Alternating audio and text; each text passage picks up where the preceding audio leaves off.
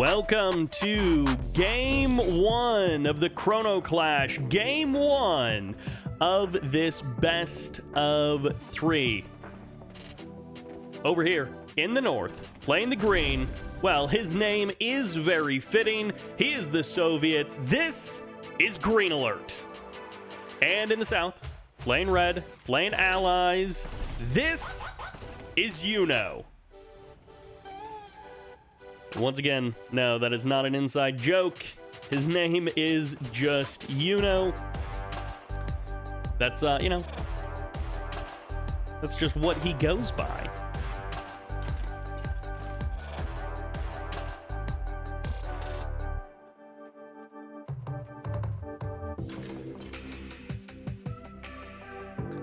Yuno versus GreenAlert, Game 1 of the Chrono Clash. Double barracks coming in from GreenAlert. Battle Base Beta is the map. Yuno going for that single barracks, that airfield. He did grab that oil derrick right from the beginning.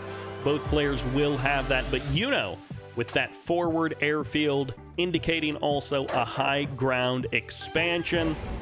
No fast cryocopters, nothing like that. It'll just be a Vindicator right out of the gate.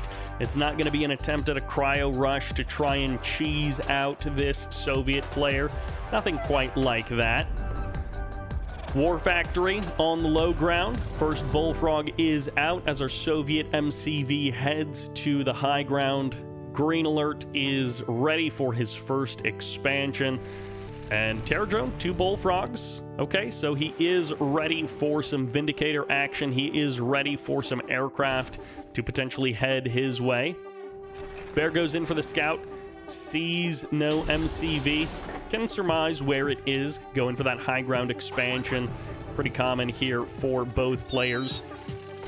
And GreenAlert pushing forward a little bit here, hoping maybe to grab a Harvester and grab some Vindicators with those Bullfrogs.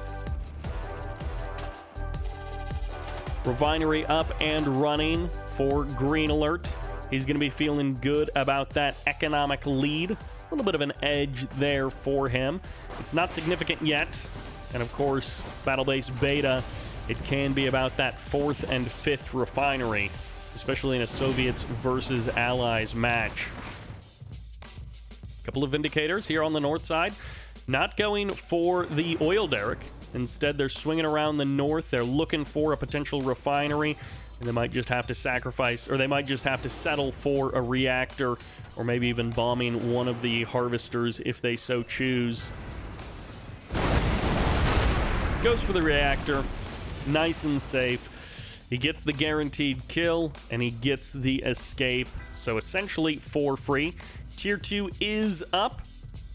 I mean, with the super reactor here and the secondary reactor, killing one reactor really doesn't matter for GreenAlert. But he did get a potential little bit of value. But, really not a game changer there. Bullfrogs reforming that front line. Enough time has passed. Hammer tanks are now coming out. Third refinery has been up for a little while, and it's been a nice, slow, macro-oriented opener for both players. Cryocopter comes to the front line. There's the first shrink. Peacekeepers could get crushed. Nope, they're careful. They don't all get crushed. Okay, 2 of them will fall by the wayside there. And no War Factory from our allied player. So for now, he's happy to just play cryocopters, infantry, a couple of Vindicators as well. I have to assume he's going War Factory after this. Yeah, I mean, he must. He must be going War Factory. 4th refinery does get spotted. Flak cannon is already on the way.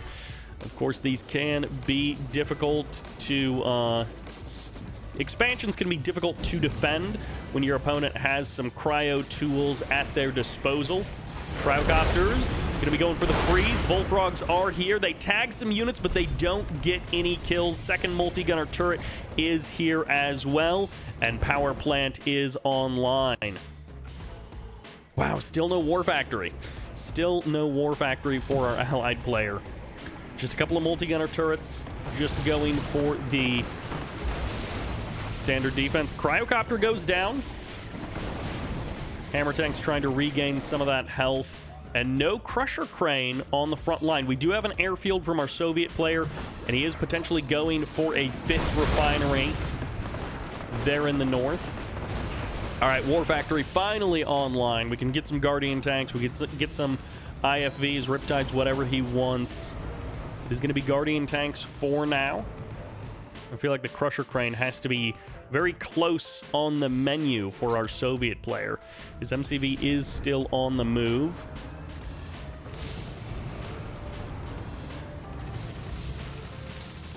Terror Drone buying some time. And MiGs are here as well. Okay, we got the MiGs. It wasn't straight into the Twin Blades. Instead, it's the MiGs. They're going to be committing super deep. Pretty deep onto enemy territory, but they all do escape. Nice control there by GreenAlert. Goes in, gets a Cryocopter, chases the last Cryocopter away. But of course, this army has taken a little bit of damage. A couple of Bullfrogs heavily damaged. One Hammer Tank is low on health as well. But if he's managing to sneak out a 5th refinery behind all of this, he just needs to hold on for a couple minutes longer, and that 5th refinery will really start to kick in and pay for itself. His income is already a bit better than Yuno's at basically plus 1.5K per minute. But that 5th refinery is going to take that up to another level. 6 Guardian tanks here on the front line.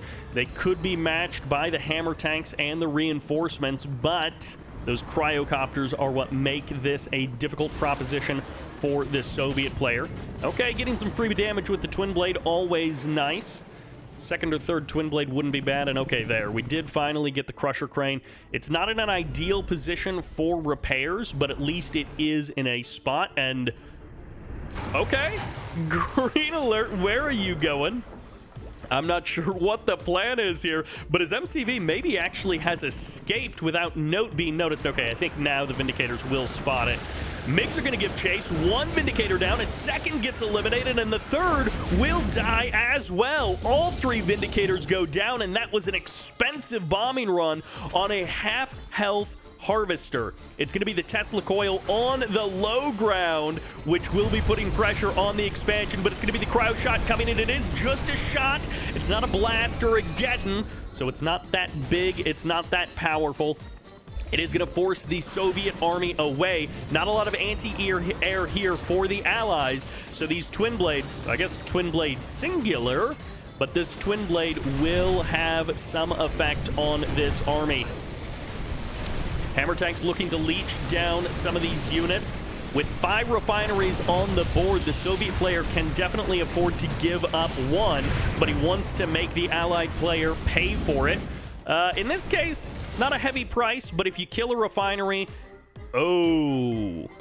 And GreenAlert has overdrawn himself on power. Unfortunately for him, he is overburdened. And I guess he's gonna have to delay his Tesla coil attack for a little while longer. MCV, oh, this could have gone terribly. This almost worked out beautifully for GreenAlert. His MCV is gonna take some damage, but he's gonna lose this refinery, and still okay, the refinery is now under threat. The Tesla coil finally online. That Crusher Crane coming in clutch, but another refinery is going to be going down, and it's just going to be an all-in here from GreenAlert. He's going to be hoping that he can win the game with these Hammer Tanks, and I think he's right. He can just barrel down the front door, and those Guardian Tanks are kind of trapped over there. They can't escape over the water, and he is guarding the main exit from that part of the map. Cryocopter is going to be getting sniped, and Yuno steps onto the low ground with the Guardian tanks and leaves his front door wide open.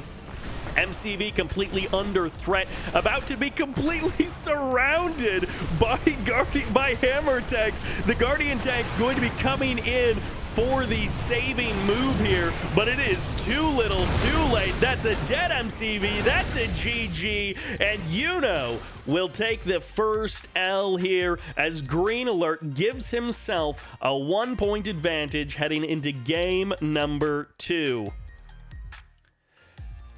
Game 1, right around 10 minutes. GreenAlert versus Yuno, and GreenAlert gets the comfortable macro victory. Welcome to Fire Island. This is game number 2. It is a best of 3, so we are getting into the danger zone already, but it's a double elim, so we're not really in the danger zone yet. In the north, playing the green, this is GreenAlert.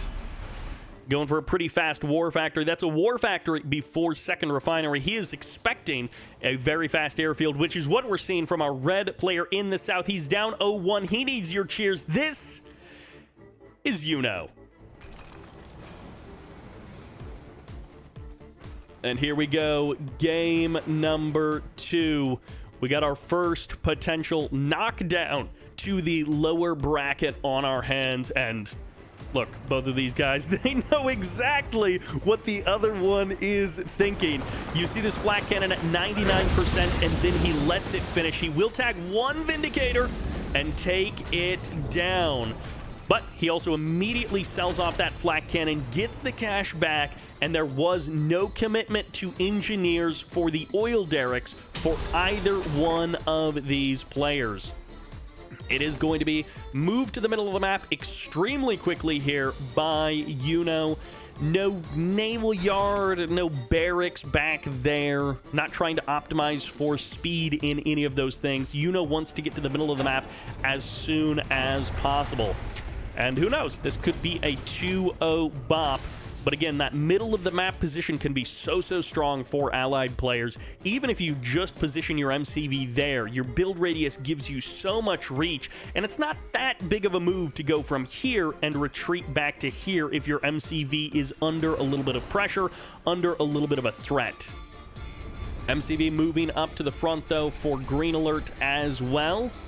3 Vindicators out on the field. It could have been 4, but one of them has already been brought down. 3 bullfrogs here. Not going to commit into the attack. I think the Terror Drone has avoided notice. All right, Yuno is looking really solid. I love the fast third refinery right out of the gate. Unlike last game, Yuno is... Okay, barracks does get canceled there. Unlike the last game, Yuno is leading the charge in terms of economy. He's there at that third refinery faster. He's going to be kicking up that value much quicker. And these bullfrogs really need to be nearby because the Vindicators might try to sacrifice one of them to kill the engineer. And of course, the Vindicators can be peeled off. Okay, we don't see that. They don't go for the dive. They're just going to back off. And the Terror Drone pulls into the natural expansion, but there's nothing there. So, nice bomb split by Yuno. Only 1 bomb. Those guys do not need to return to base. What? Where's the super reactor? No super reactor. What is this? From GreenAlert, an MCV move to cover an oil derrick grab? I don't know what this is. He doesn't really have anything that shoots down. He just is gonna crush units? What?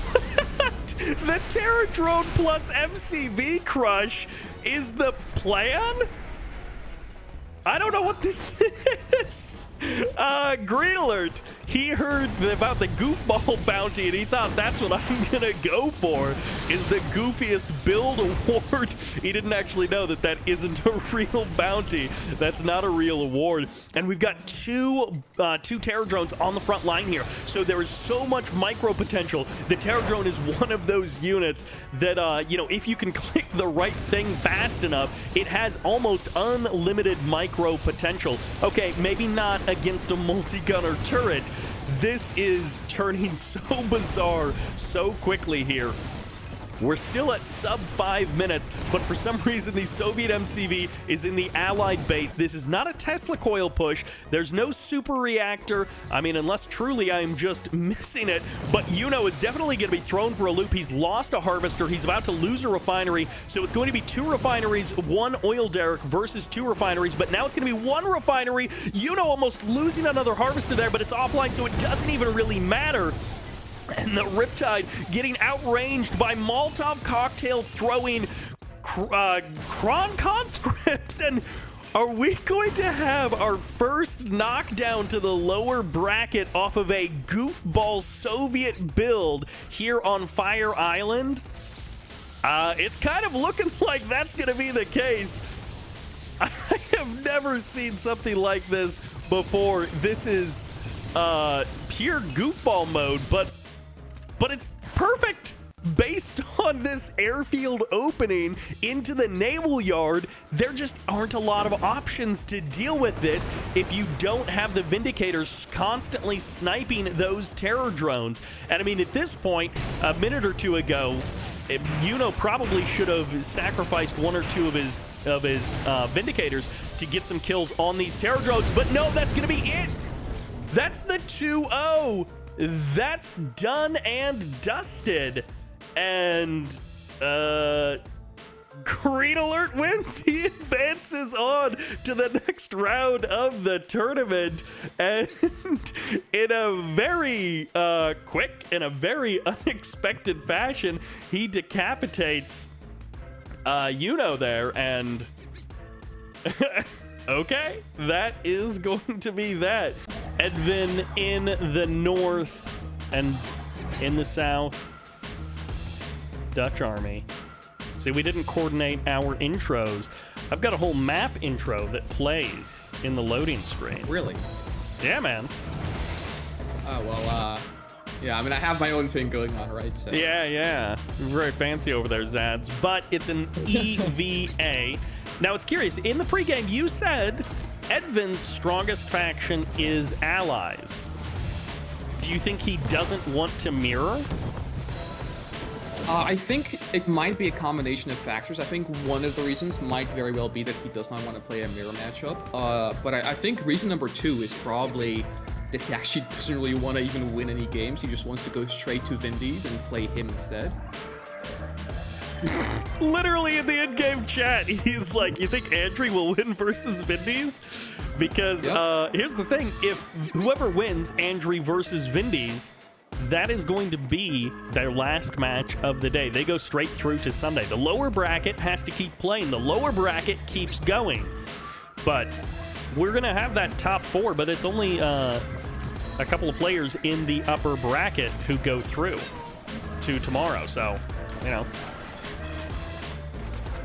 Yeah, so we have Edvin storming the middle here. I'm surprised he didn't capture his oil derrick. That's a big mistake by him. A lot of eco wasted there. But wow. He is storming the middle here with a bunch of infantry, which is the meta for Empire on this map. Yeah, he's got that middle of the map. It's a reasonably fast airfield from Dutch, and it's also going to be a naval expansion for him as well. So, pretty typical stuff for DutchArmy. Edvin abandoning the middle of the map. Mecha Bay getting harassed. My gosh, the dance to get this Mecha Bay deployed as the Riptide and the dog chase it around. He finally gets it. He finally gets it. The Jabs have to sacrifice or have to pull for the Harvester, and they will get the kill on the Harvester. This is 5 Jabs, so he gets the Mecha Bay up, but he's going to be losing a refinery in the process. And that is going to be 1 dead refinery. Edvin blames it on the rust. On the rust. I mean, he did play 2 warm-up games, so there's that. But he did meme them a little bit as well. So yeah, he did win his opening match. Yeah, 2-0 in fact. Right. So it's like, you know, he's not so rusty that he's just losing immediately in round 1.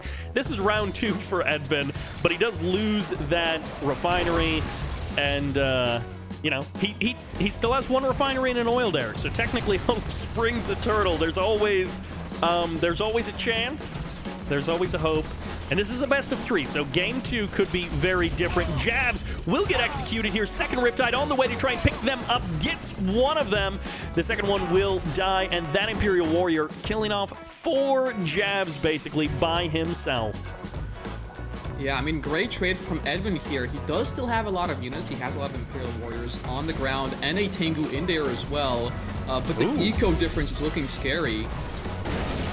And the Tengu does manage to get 1 Vindicator. Now, he does try to do the Tengu trick and get on top of the Apollo, but it doesn't really work because he's got a Vindicator. DutchArmy has a Vindicator there as well.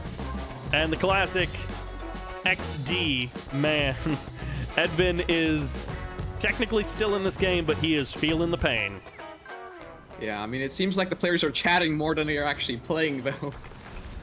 Well, I mean, you know, DutchArmy probably has a little bit of that leeway. I'm not sure that Edvin should be chatting more than played. He should probably be focusing 100%. Yeah, I mean, he is only one refinery behind, but DutchArmy is already on his defense bureau, which is something you never see in games, at least competitive ones, and we see a Chronosphere. Wow. So that is the fastest Chronosphere. We are at sub 5 minutes, and the first Chronosphere is out in this game. Now, of course, one player playing Empire. We won't have a second Chronosphere in this first one.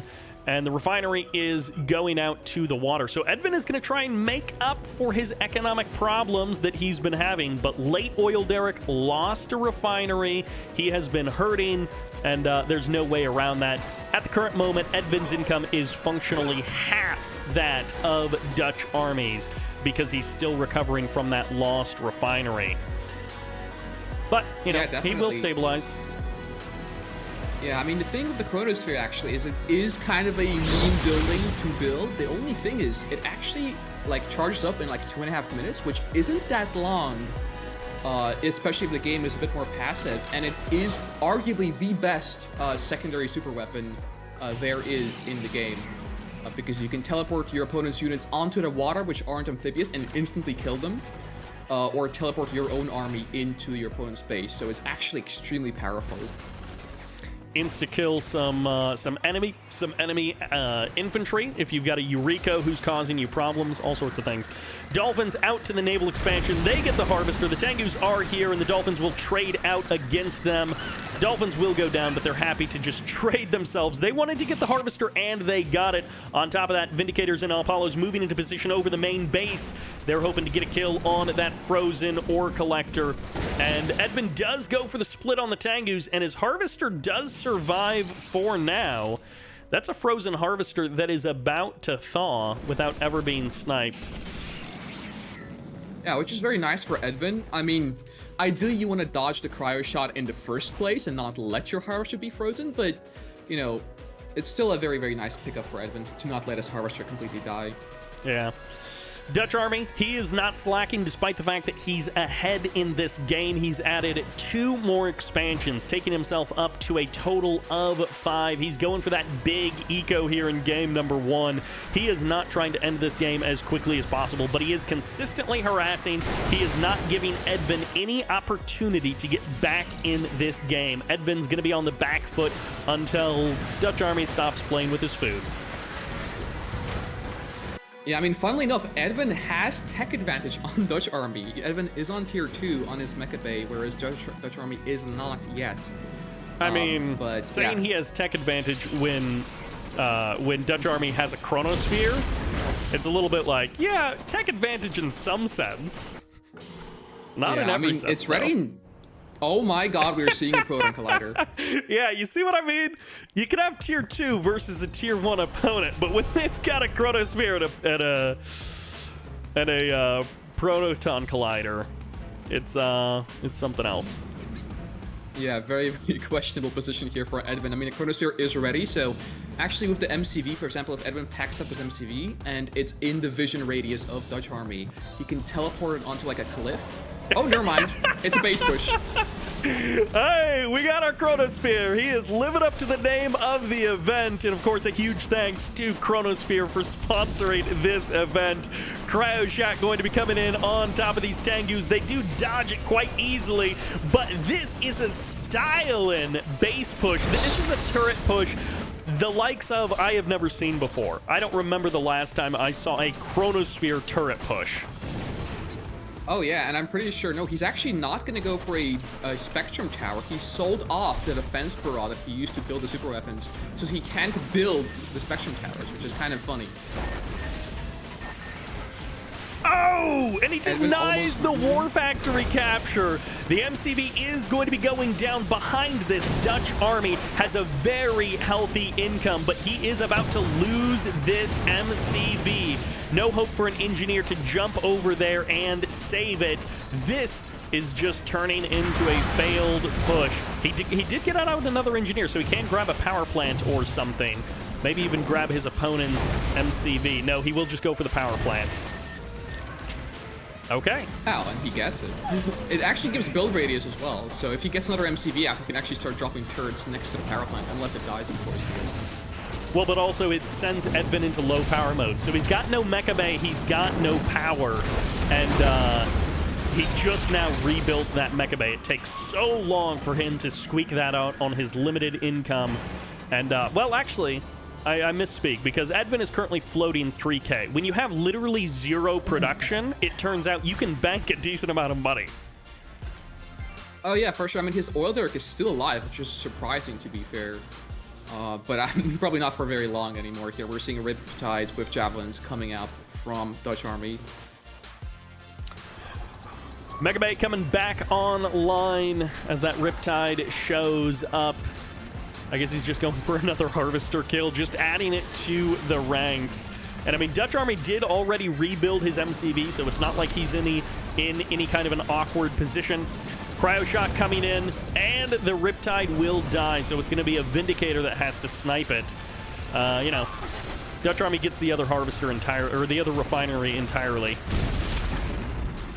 Yeah, so Edvin actually running out of units, which probably is the main problem here for him. He only has a bunch of infantry and Tengus and the one tank, which he's gonna probably lose here very soon. Well, Edvin could have left this game 5 minutes ago, and we would have been on to the next match. But honestly, I'm okay with it. I'm enjoying the goofball vibes of this game. Edvin is fighting the good fight, so to speak. His tier 1 mecha bay, his one base, his one refinery, one oil derrick economy. Yeah, I mean, oh, there is the Chronosphere used once again. We're seeing Edvin's army getting eviscerated by his own building. Ooh, I did miss that one. Dolphins waiting outside of the ramp. The Tsunami tank did survive, though. Ooh, and the Vindicator gets jumped on. Edvin gets a kill there, but he will be losing his oil derrick. So what do you gain if you kill a Vindicator and lose your oil derrick? Not much at all. I mean, yeah, short term, you get a bit of more advantage in terms of eco, but, you know, because the Vindicator costs some money, obviously, but long term, the oil derrick is definitely way, way more important than a single Vindicator. Yeah. It's a tough spot for Edvin. It's, has Edvin had the buildings in the middle? I just realized Edvin had the buildings in the middle of the map like this whole time. The GG finally comes out, and it looks like DutchArmy will be taking game number 1. Yeah, I mean, quite the commanding show from DutchArmy in game number 1 there. He basically just, I mean, he went for both super weapons in a single game, which is something I don't think I've ever seen in a competitive scene in Relative Free, so that is impressive. And here we are on Jungle Stalkers, game number 2.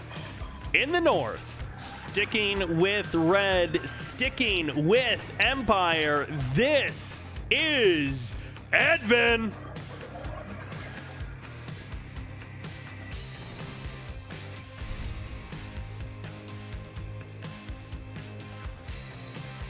And in the south, playing the Orange Allies, up 1-0. This is DutchArmy.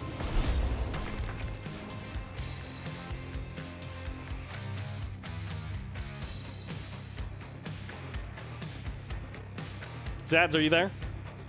Yep, I'm definitely there. Wow, you really committed to the quiet bit. I mean, yeah, I said it and I kept with it. We're actually seeing, let's just get right into the game now. I've been quiet longer than I needed to, it seems like. Anywho, we're seeing a garage capture from DutchArmy, which means he's probably going to be going for vehicles. Well, this is a 4-player map, so you got 4 oil derricks, but then you also do have those garages as well. You've got dry docks. I believe you also, you have hospitals. So there is just all kinds of things that you can potentially grab to help out your units, but also 20 ore nodes. And a number of them, like more than half of the ore nodes, are doubled up. There are so many double expansions on this map. So anywhere you go, if you are slow base pushing to your opponent, if you are going to the edges of the map, there is a ton of money to be grabbed. There is so much cash on this map.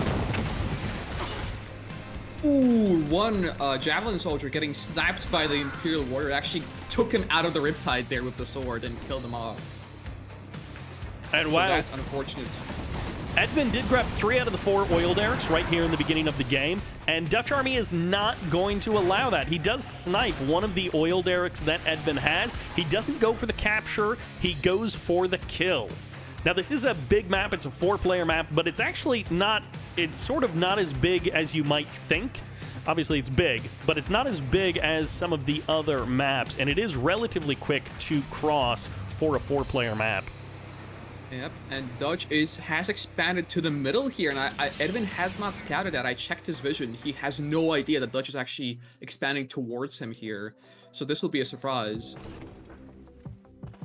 The wackiness is indeed off the charts, player visits, and it's continuing here in a 1v1 on a 4-player map. This is something, if you guys ever watched StarCraft 2, maybe Brood War did this as well, but StarCraft 2, there was a whole time where 4-player maps, they were relatively common in the map pool. There would be 1 or 2 in basically every 7-map pool for a number of years there, and you know, I've always wanted to try that out, and I think this is one of those maps that can work it. Back in the day, Maniac made a 1v1 variant of Pool Party, so this idea has existed in Red Alert 3 before, and I deliberately put it in as like an extra map. Oh, nice snipe on the garage and the oil derrick by DutchArmy. He gets the garage, he gets the oil derrick, and now Edvin has lost almost all of his neutral structures. Actually, yeah, he has lost all of his neutral structures.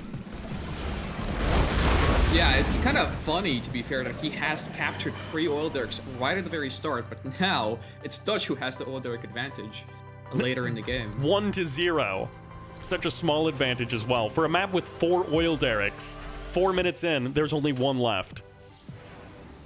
Yeah, these guys are vandals, hey. Just smashing everything that they can.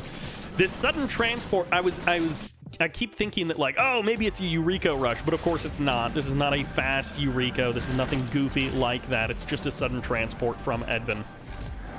Yeah, he has used it to capture the garage to bring the engineer under the safety of the sudden transport, but yeah, that's about all it did so far. So DutchArmy takes 2 refineries in the middle of the map. He's up to 4 plus an oil derrick, and he's still got his garage, so he's got that survivability on all land vehicles. Oh, I guess the only thing we're missing on this map in terms of neutral structures for repairs is an airport. That's like sort of the one thing that isn't here. So everything but aircraft gets repairs. Yeah, and yeah, there's the docks as well, so that is true. We have the medical facilities, the hospitals, we have the garage, and the docks. Yep. Man, these Riptides, they're just healing up through the damage. Even with all of these Imperial Warriors, they just heal up through the damage that's coming their way. Yeah, garages are super, super strong, especially when it comes to healing up the MCV if you want to crush any enemy. Oh, yeah, yeah. It's so strong. Also for Soviets, because they don't have innate healing from their factories, the garage is actually a very, very big help in their games. Definitely. A couple of Apollos are here to catch the Tengus. Nice control here by Edvin. He's trying to box in those Apollos. He gets some extra shots in on them, but down below there are Javelin soldiers to help out these Apollos, and the Tengus get shredded a bit there. 3 of them do manage to escape, but Edvin's MCV is headed back to the high ground. Yeah, and he's being chased back into his main base here and doesn't really have much to show for it either. There's just 2 ripjabs here coming out from Dodge, a cryo shot coming down the power plant Edvin, and Edvin just has a couple Tengus. It's a tough spot to be in. He is now overdrawn on power, so he's going to be in that low power mode for the next little bit. Even with his MCV deploying there, it's still just not enough. And this really helps highlight the power of the garage. This is why one of the first things that DutchArmy did before he ever really attacked Edvin was snipe the garage. He did not want to be playing repair versus repair with these low damage output units like Riptides versus Imperial Warriors and Tengus. They can heal through that gun damage a lot easier. But only one player has a garage, so not a problem for Dutch. Yeah, Yeah, and Dutch prioritized going for the garage, I think, even over the oil derrick. So Edvin went for 3 oil derricks, and Dutch just let him have it, went for the garage himself, and he's showing the power of it here as well now. MCV back away. Gonna be getting those free repairs at the Mecha Bay, and you know, DutchArmy, he's happy to play this one out low and slow. He is not interested in ending this game right here, right now. He's happy to kill a little bit of time. Yeah, and the power of the garage also showing in the back of Dutch's base. The 2 Tengus, rogue Tengus that flew away from the engagement earlier, they tried to harass the eco of DutchArmy there, but because of the garage, the harvesters were actually healing up. And the Tengus weren't really able to do anything in time before they got cut off by the Vindicators. Oof. 3 more Vindicators swing in, 3 Tengus go down. It is not a good day when more than 50% of your army disappears in about 4 seconds. Guardian tank shows up. One single Guardian tank. He's just tanking the damage from the Tengus. Yeah, I mean, he has the garage, right? So he can do whatever he wants if his only Tengus attacking him right here. And I mean, he's just playing NASCAR, getting away from that MCV. Second cryo shot going to be coming in. IFVs and Riptides are here to end the game and end Edvin's whole upper bracket career. Harvester goes down, Tengus go down, and the GG should be coming out from Edvin. Yeah, there's the GG from Dutch. And yeah, Edvin saying that he wanted to fight Vindies here, so perhaps he'll get his chance to fight Vindies then in the lower brackets. Perhaps he will.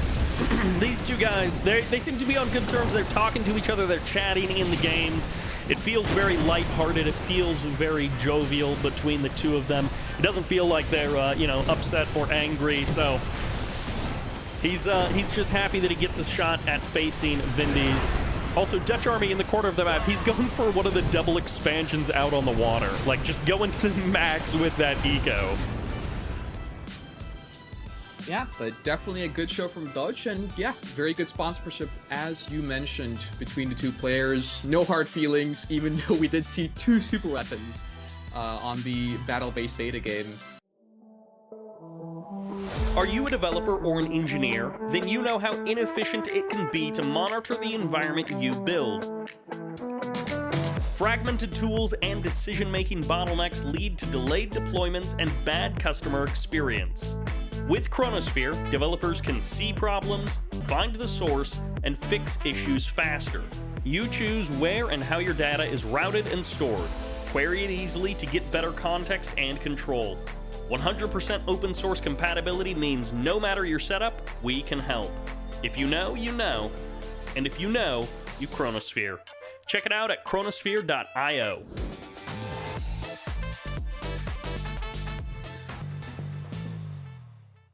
Welcome to Industrial Strength. It is game 1 between these guys, between this Allied and this Empire player. Plain Cyan in the north. This is Zugspitze. Game 1 of a best of 5. The last time these guys met, it was very one-sided, and it was one-sided in favor of this orange Allied player in the south. This is DutchArmy. He's going airfield first here on Industrial Strength, which is not too much of a surprise. Airfield first is very common. Empire player is going to get the oil derricks unless they mess something up. They're not paying attention. Their engineers will not get sniped by the Vindicator. It just doesn't happen. But this could be a cryo rush. This is a cryo rush. Never mind. It's not even that it could be a cryo rush. It's that it is a cryo rush. And, hey, that does mean that Zugspitze is going to be getting the map choice in game number 3 if he does not survive this.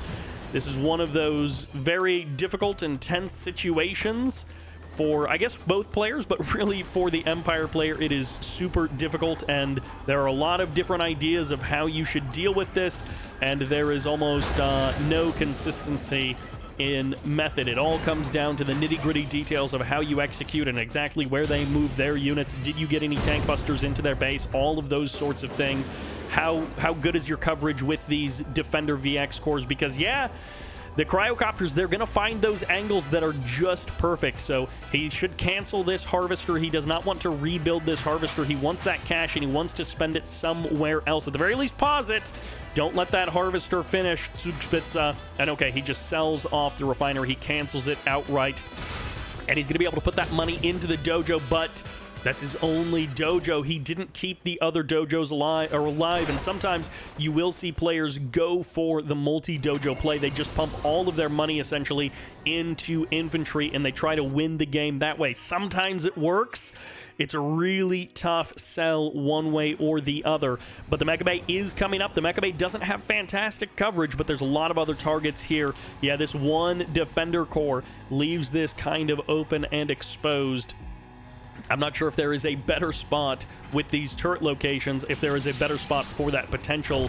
Sheesh, yeah, this is just tough. This is a tough break for Zugspitze here in game number 1. DutchArmy, he's looking to continue that win. That show match, it was a 4-0 for DutchArmy because he specifically prepared for Zugspitze. And he is prepared once again.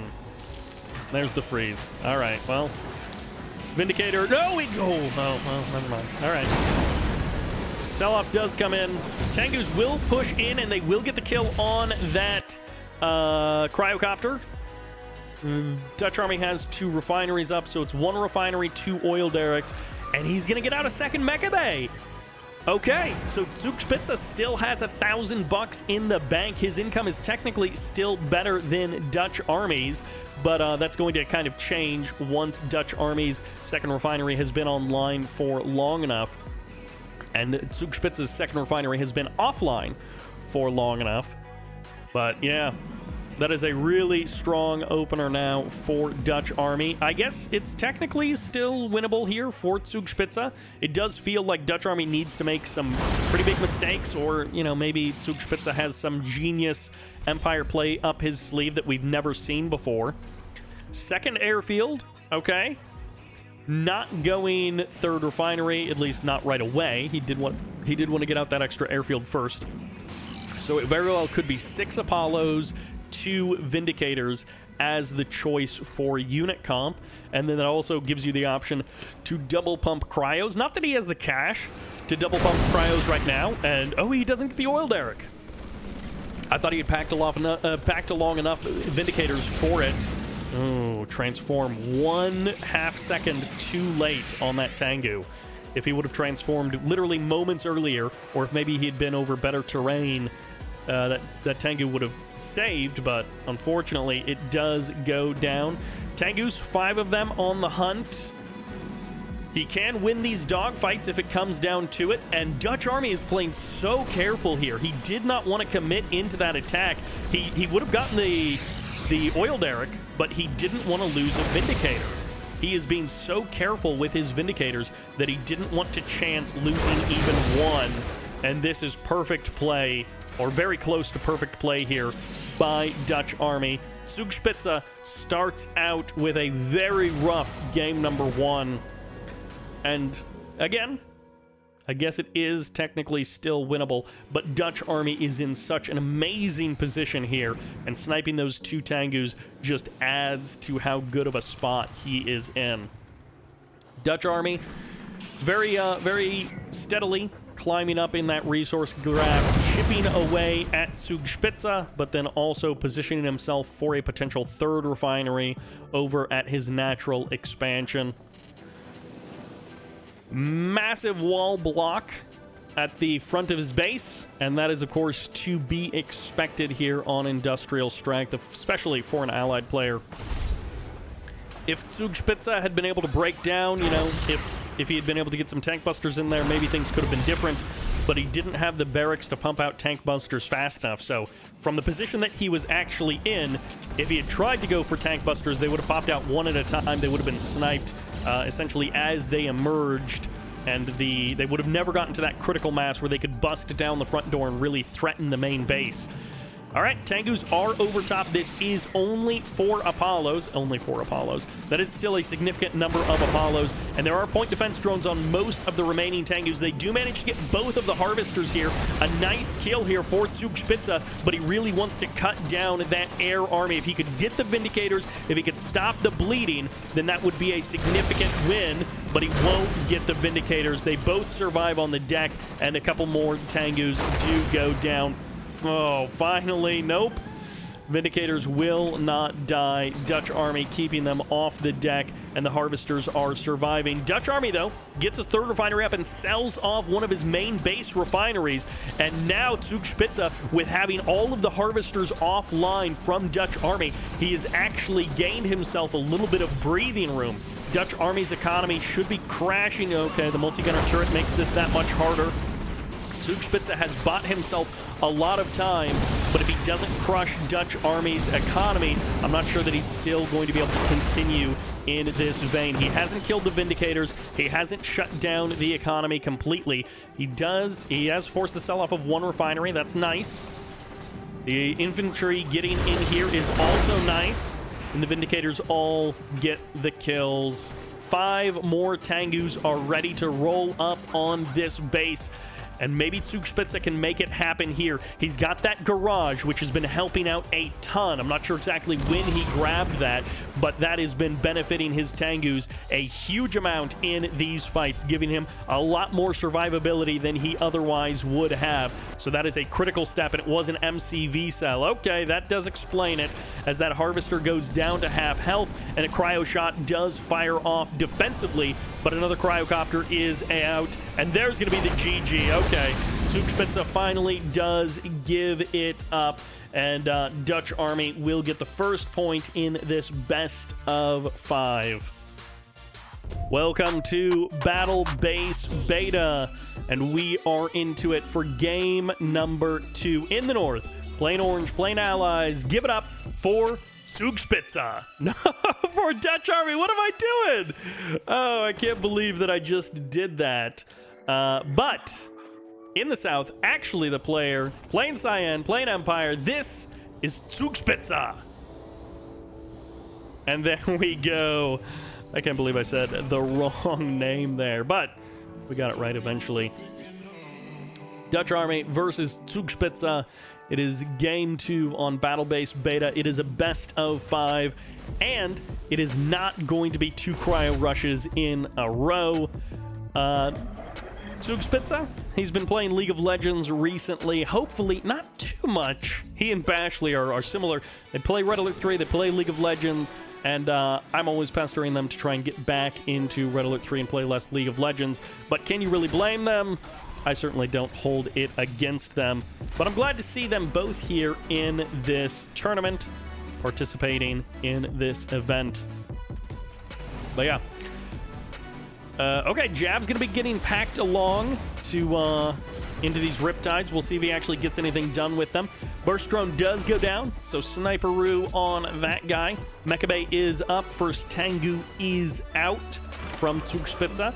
And he's got control of the middle of the map. DutchArmy has not sniped these buildings. Okay, he did damage those 2, which are the 2 most annoying ones, but he left most annoying ones, but he did leave that map, that structure available. And we'll see if he's able to do anything with these Riptides, or if he is just going to be using them to control the middle of the map. Could be just control the middle of the map. Could be just make his presence known here. Ooh, Vindicator gets tagged. Javs will be able to get one of these Tengus for sure. The second one might go down as well, as that Vindicator falls and the second Tengu explodes out of the sky. Riptide will be taking a little bit of damage from the Imperial Warriors in that building. And Mecha Bay is here as well, still pumping out those Tengus. It's no fast tier 2 from this Empire player. And it looks like we did have a little bit of a wall block coming in at that natural expansion. DutchArmy has gone to the high ground. Zugspitze has not made his choice just yet, if he's going high ground or if he's going out to the water. He does have a sneaky barracks. Sneaky barracks sneaking along the north side of the map. We'll see what he does with it. Civ structure getting targeted down. It's always annoying to have those buildings, you know, captured by your opponent, and then you have to deal with it. But Zugspitze, we'll see if he's actually able to get any advantage with this. He does snipe that Riptide, but he does lose a couple of Vindicators in trade for it. So he's got the distraction here at the front of the base, but he's not necessarily getting a lot of value for it in the back end. DutchArmy, he's up to 3 refineries. He's going to be feeling pretty good about his economy overall. And Apollo's getting jumped on by these Tengus. Good control by Zugspitze to get as much value from his Tengus as he can. And he's going to be able to clean up 1 Apollo, but he trades it for 1 Tengu. And unfortunately for Zugspitze, those other Apollos are just a little bit too slippery. They managed to get away. He will jump on top of them, and oh, just barely. The damage is not enough, but the airfield is being camped. A multi-gunner turret, I assume, is about 80% of the way done, and you will want a multi-gunner turret in that case. A couple of jabs could help out as well. Ooh, a couple of tank busters moving along. Is that just 1 tank buster? Okay, I think that's 1 tank buster from earlier. I don't think he still has a barracks pumping out tank busters this late in the game. Apollos catch another Tengu, but the Vindicator finally does go down. Nice snipe there by Zugspitze, but he's a little bit sloppy on these other Tengus. 3 of them do go down in that exchange for just 1 Vindicator. And hey, picking up a couple of jabs here. 2 or 3 jabs will help even up the score in terms of units lost, but Riptide is a nice equalizer as well. Tankbuster and Imperial Warrior on the high ground sniping that oil derrick. I am concerned by how much time that has gone by without Zugspitze either getting a massive army win, really crushing the entire airfield of DutchArmy, or taking his 3rd. I kind of feel like for Empire, you need to do one of those 2 things. If you smash the entire Allied Air Force, you get all 4 units, and you don't really lose much on the other side, maybe 1 Tengu, then it's like, okay, their third refinery isn't doing very much for them right now. But if you don't kill the airfield, the Air Force, and you don't take a 3rd, it's feeling really comfortable for the Allied player. Sniping an oil derrick, okay, nice enough, but DutchArmy is ready to go with a potential 4th. He's heading out there with the expansion, and he's the one who's 1 point up in this case. Okay, catches the Vindicator. Zugspitze starting to put some more points on the board. Barracks will get sold off, can go for the harass. He's going to split off a couple of Tengus to go for the harass. Of course, with the Vindicator being gone, it's going to take a moment before it's back up and running. Jabs will get grabbed. Harvester on the outside, left out to the cold. A couple more jabs might be going down, and now these Tengus are getting the value that Zugspitze is wanting. 2nd airfield on the high ground means that there is a Vindicator here, and Tengus are going to go for the big transform. The Vindicator does nothing. The Apollos are going to get overwhelmed, and those Apollos get to the deck, but the Vindicator dies in the sky. And this is the kind of wins that we were looking for from Zugspitze to actually equalize this series and put himself in a spot where he can take this game. Once he gets those Harvester kills, once he gets those Air Force kills, the equation changes. Shutting down both refineries in the main base and getting multiple Vindicator kills with the Apollos, this is now looking like a very good game for Zugspitze. And DutchArmy, well, he agrees, as Zugspitze will put a point on the board and even up this series. Okay, we have got our first real series on our hands, and by that I mean it is not a clean sweep. It is not a shutout.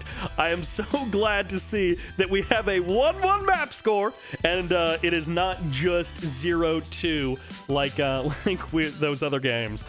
And here we are. You knew we had to see it at least once. We had to see it sometime, somewhere, and it is going to be here.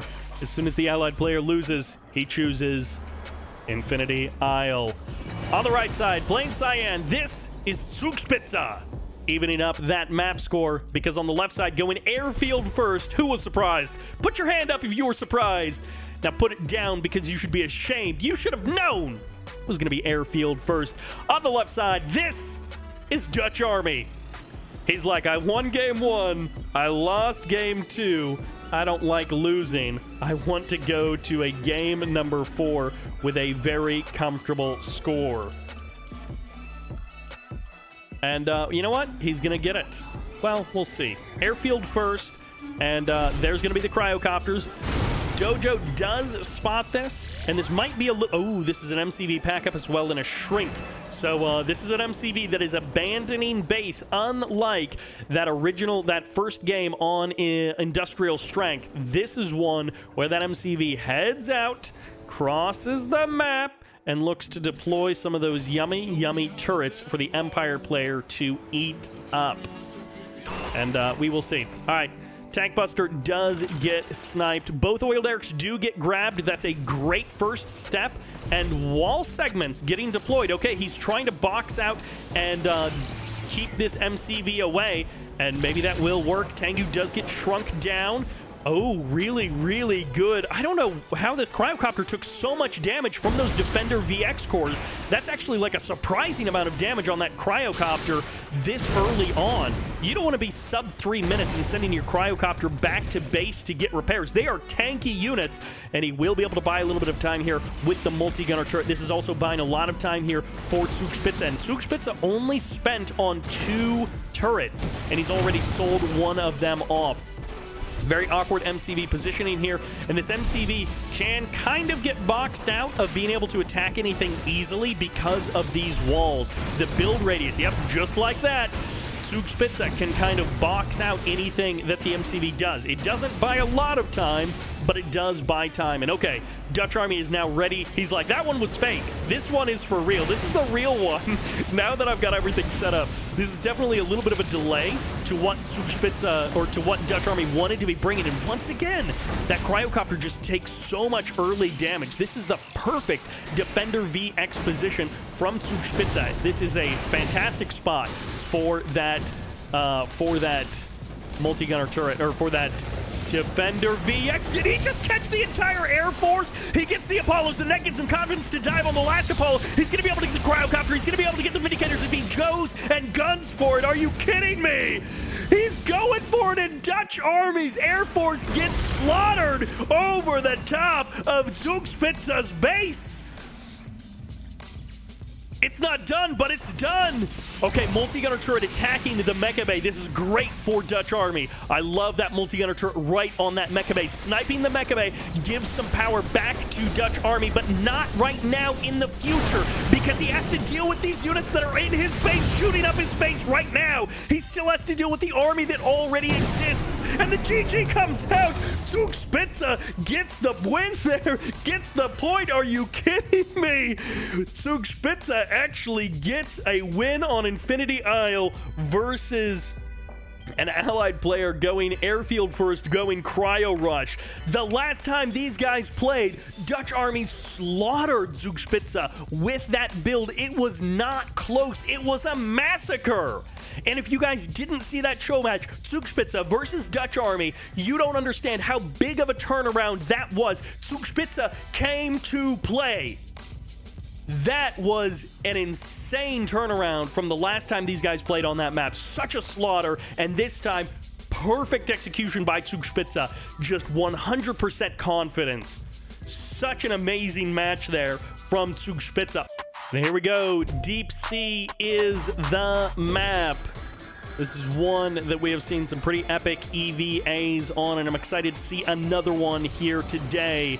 Playing Empire, playing in the north, up 2-1. This is Zugspitze.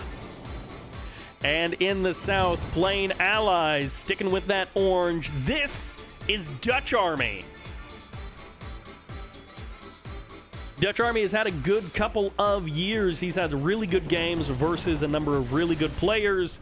Gone to the finals many times. I think he won some ladder wars as well.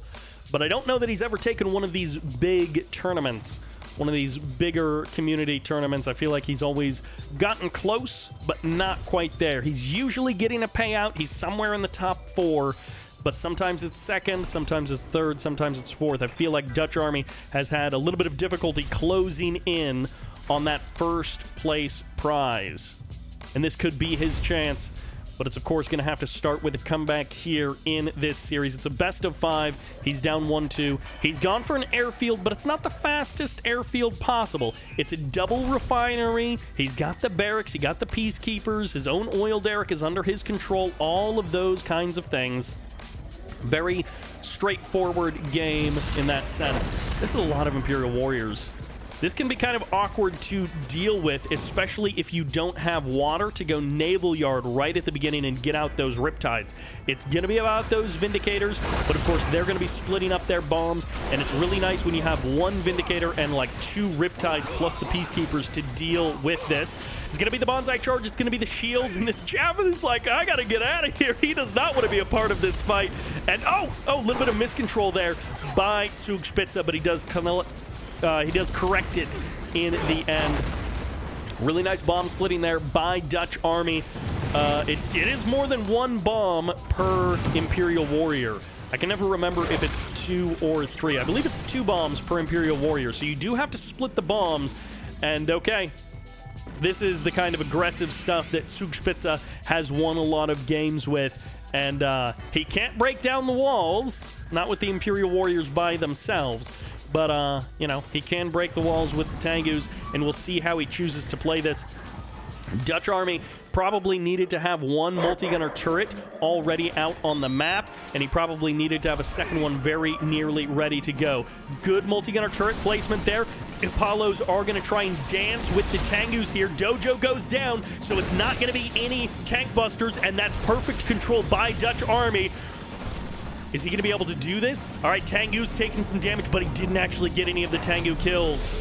Oh, he didn't actually kill off any of the Tengus, and that's where it becomes a bit of a problem.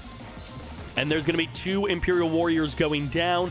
DutchArmy starting to stabilize, but it's not done yet. He's not through the woods. He's not safe. This is still a lot of Tengus out on the map. He's down the oil derrick, which, you know, it's not the end of the world. But man, you really want to have that oil derrick in this position. Zugspitze's income, he's got that little oil derrick bump represented there by the 3.5k versus the 3.2k income of DutchArmy. Okay, double airfield. I mean, airfield is cheaper. It's cheaper to get out, but, you know, we'll see how it works out. I feel like Riptides are really good, and the build towards Guardian tanks is really strong. When you've got the 1 airfield plus the War Factory and you tick over to Tier 2, you're now in a really comfortable position. But the airfield is cheaper right out of the gate, and it does give you that agility, and it does give you the option to contest those Tengus and chase them down with your 6 Apollos. That's so many Tengus, though. They're on the north side of the map, splitting out, going around the map, and that is so many Tengus. That is 11 Tengus, I believe. Probably 1 or 2 back at home. Yep. 13 Tengus out on the map there for Zugspitze. His unit count is 16. 13 of those are Tengus, and then he's got 2 Harvesters and probably like 1 Imperial Warrior somewhere out on the map. And it's just not good for DutchArmy. But it's also not the end of all things, because Zugspitze isn't attacking. So as long as Zugspitze doesn't attack, DutchArmy has an opportunity. He has a chance. And maybe he'll be able to come up with a really good wall setup. He'll be able to segment out these Tengus, and he's hunting. He knows the Tengus are out there. He wants to find them. The Apollos swing to the north. I think he's a little bit worried that he is flying blind, and he's just going to get caught by a massive number of Tengus, and he's not going to be able to deal with them. So you see him circling the map, looking everywhere for these Tengus. He finally finds them. He sees them in the base. Just this giant patch on the ground of cyan, just ready to go, and the refinery is about to deploy. So DutchArmy, he stops losing the income war right there. That is where things even up. That is where they actually become good for DutchArmy. And that is where his income starts to stabilize. He's not at Tier 2, and he doesn't have a ground army. So he still has some problems that he's going to have to deal with. Still only Tier 1, though, from our Empire player. Could be going Tier 2 right now. He has point defense drones, and he was able to get a really good breakup there, or a really good pattern with his Tengus, and now he's like, yeah, we'll fight the Apollos. I mean, I would have fought the Apollos before, but it's going to be much more of a even fight when the Apollos are fighting non-point defense drone Tengus. Splits off Tengus into every refinery. DutchArmy, this is where having no ground army means that you have a very difficult time doing anything here. He needs to restart that harvester immediately at that third refinery location, but DutchArmy has $0 in the bank effectively, and this is where DutchArmy's third refinery suddenly becomes irrelevant because he has 0 working refineries. And no ground army, no refineries. DutchArmy might be getting knocked down to the lower bracket by the aggressive Tengu plays of the Cyan Empire. Zugspitze, he's going to have to fight a multi-gunner turret and some Apollos, but he has got point defense drones, and he has got so many Tengus that he just doesn't care. He doesn't mind losing a couple of Tengus here for free, and those Apollos trying to skate by, trying to draw those Tengus into a favorable engagement, but it's just not going to be happening. Sells off one of the refineries, sells off both of the refineries, and Zugspitze, after dropping game number 1, coming back strong in games 2, 3, and 4. It looks like he will be advancing on to Championship Sunday with a 3-1 map score. The GG comes out, and Zugspitze will win 3-1 in this series. DutchArmy looking good in many of those games, but falling apart there in game number 4. And that is the turnaround from the show match. 4-0 in a best of 7, 3-1 in a best of 5. Different winners between these two players. Welcome to Industrial Strength here for game number 1 as we head into this best of 5. In the north, playing green, this is GreenAlert. Great name, great color combo. Who's in the south? Yeah, in the south, we have... Oh, yeah. Sorry about that. But anyways, in the south, playing as the Blue Allies, we have Andre, a.k.a. Never Cheese. Guess what he's doing? Oh, Fast Airfield. He's cheesing. And yeah, I mean... He's a cheesy little boy. Is Fast Airfield really cheese though for allies? I think I've seen it like almost every single game so I guess Cryo Rush would be a cheese. But okay, I'll give that to you. Fast Airfield isn't necessarily a cheese. It is just an opener. But, you know, we'll see. We'll see where he goes. Okay, never mind. It's not a Cryo Rush. Yeah, you're right. Not a no, I called him a cheeser too early. I made a mistake. I'm sorry. I mean, his name is literally Never Cheese, right? So. Yeah, but he spent like all of 2 years cheesing almost every tournament game that he played, so... Right, but those are just details, right? Nobody looks at those. However, GreenAlert gets the bear blockage. Okay, not so much anymore. But he did get the bear to kind of block that refinery spot. Did force a Vindicator to run over there and kill it. Oh yeah, there's 3 more on the way right here. There's a whole zoo coming out of GreenAlert's barracks. He gets one oil derrick, and then he's like, my next economic damage to my opponent will be delaying the refinery. And it doesn't actually delay the refinery. The refinery hadn't quite finished up yet, so... Perhaps a better idea would have been hiding the bears beforehand, then strike right before the refinery is finished. Now, on the north side of the map, there was a dog blocking the Soviet refinery position, and that actually may have delayed the refinery. But overall, very minor delays. Certainly not the sort of thing that I would expect to make a difference in the game. However, we do have no one grabbing the garage in the middle of the map yet. There has been no focus on the garage. To be fair, the allied player doesn't really need the garage too much because, you know, usually he goes for air units, some infantry, and only very, very later on into vehicles. So the garage there isn't really going to do too much. The Soviet player, however, actually probably should go for the garage. It's actually a very nice pickup for the Soviet player. Perhaps he doesn't really want to get it killed early on. So he's just, you know, letting it be there as a neutral structure to not draw attention to it for the, you know, the start of the game. And that's one of those things where some allied players will just go for the snipe on the garage right away. Like if Andre had gone for Is he going to get the MCV? I mean, the Riptide is there, so he shouldn't get the MCV, but he is going to delay this.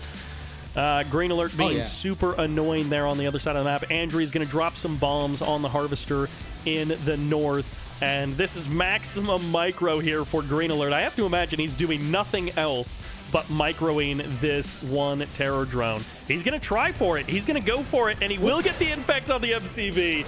It's not going to kill the MCV, but that's funny. That's fun.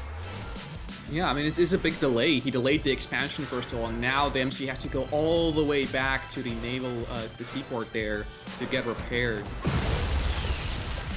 Yeah, a little bit of a delay there. Not a big deal overall. Riptides go out onto the map, and then they head back home. Bullfrogs have not been able to grab these Vindicators. They will finally tag them here.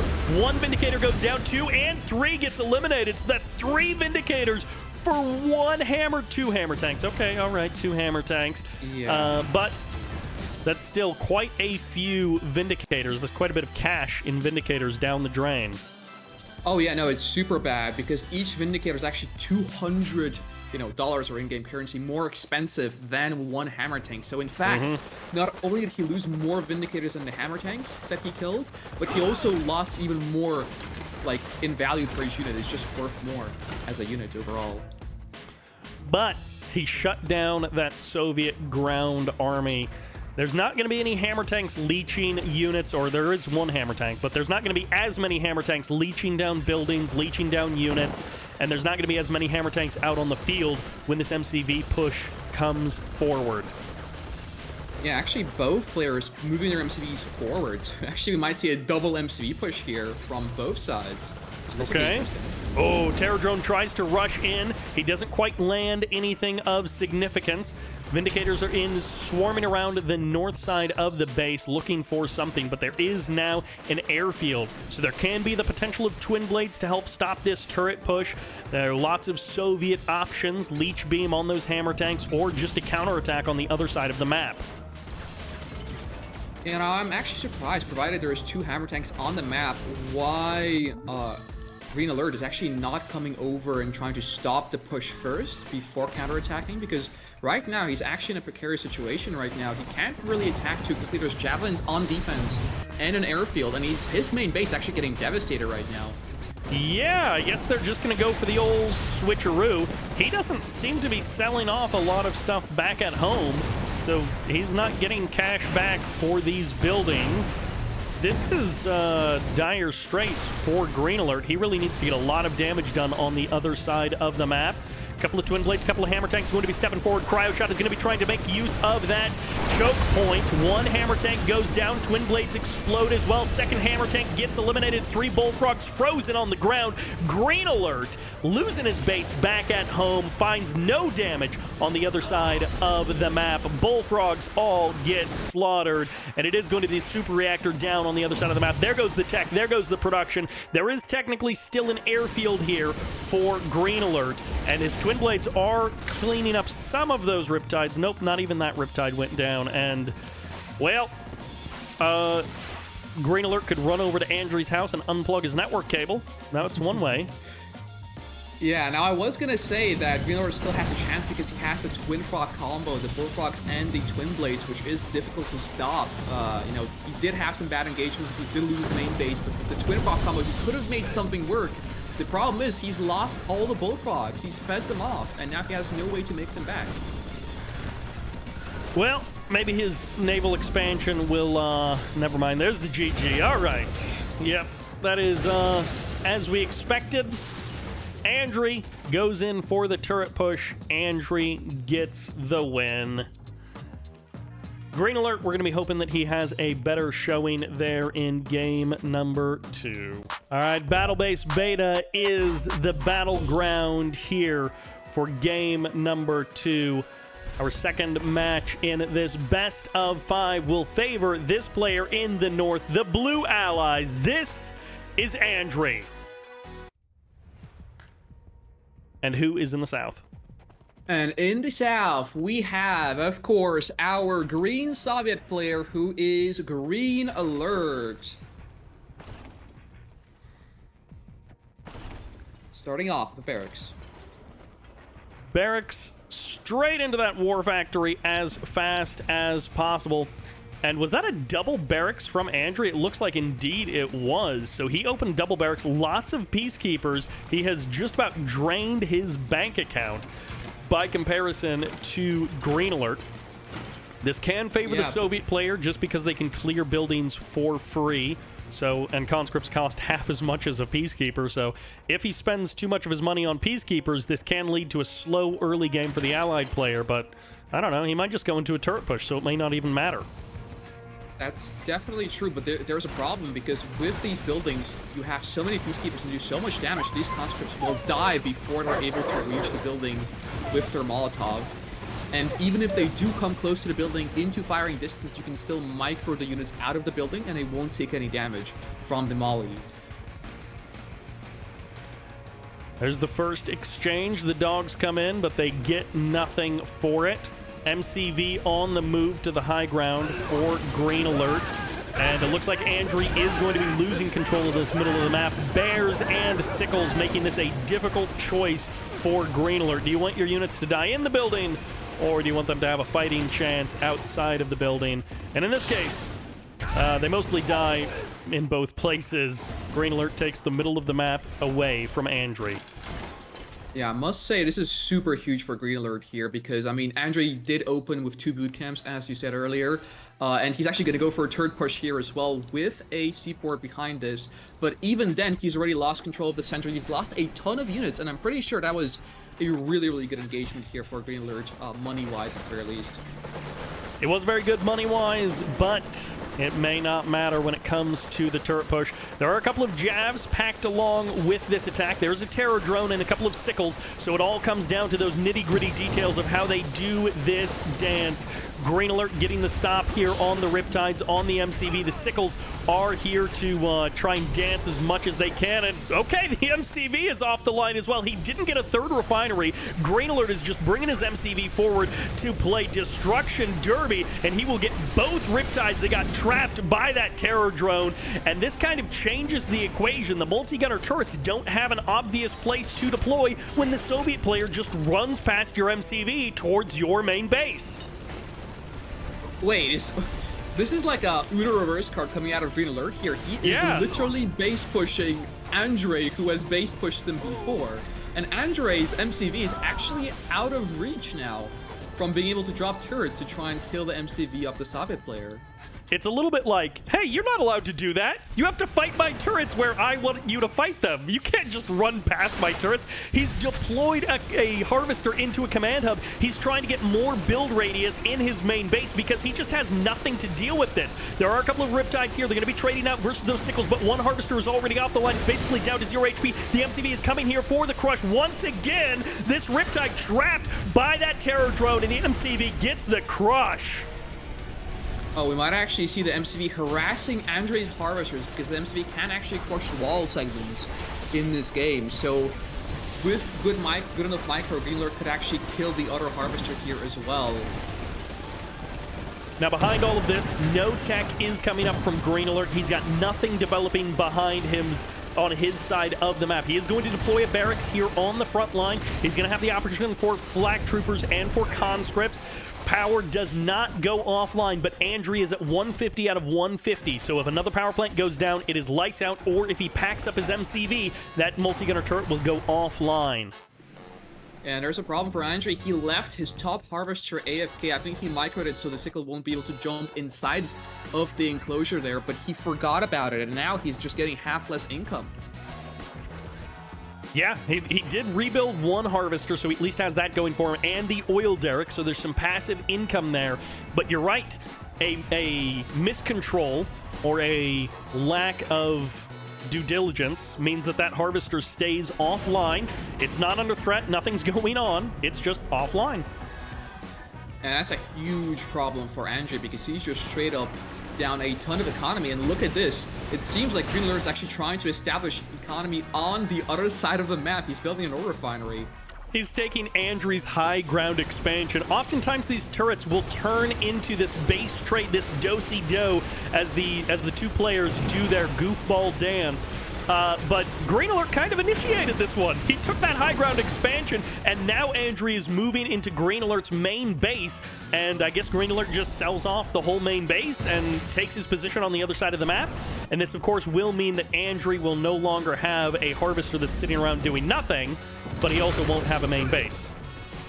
Yeah, GreenAlert also going to be losing his main war factory and one of the harvesters in his main, but he has already built a refinery in the front lines, and Andri is basically on 0 refineries now because his harvester is still AFK.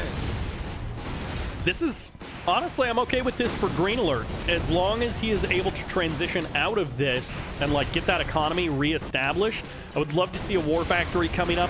He's having a little bit of trouble because there is that multi-gunner turret, but satellites are going to drop on it, which will take care of that and the power plant. Another thing that Andri is going to have to rebuild on the other side of the map, and Andri now has spotted probably that harvester that is off the line, and he's like, oh, that's why I don't have any money.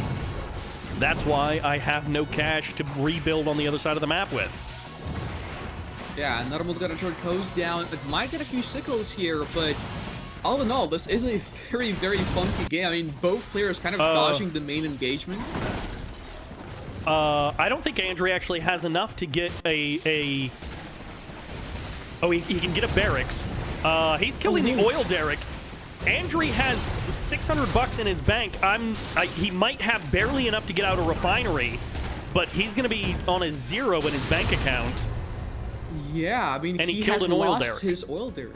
He actually got it captured now by GreenAlert, and GreenAlert already has a crane down. I think this is definitely GreenAlert's game to lose here. He's on 2 refineries with an oil derrick and getting a third one down as well.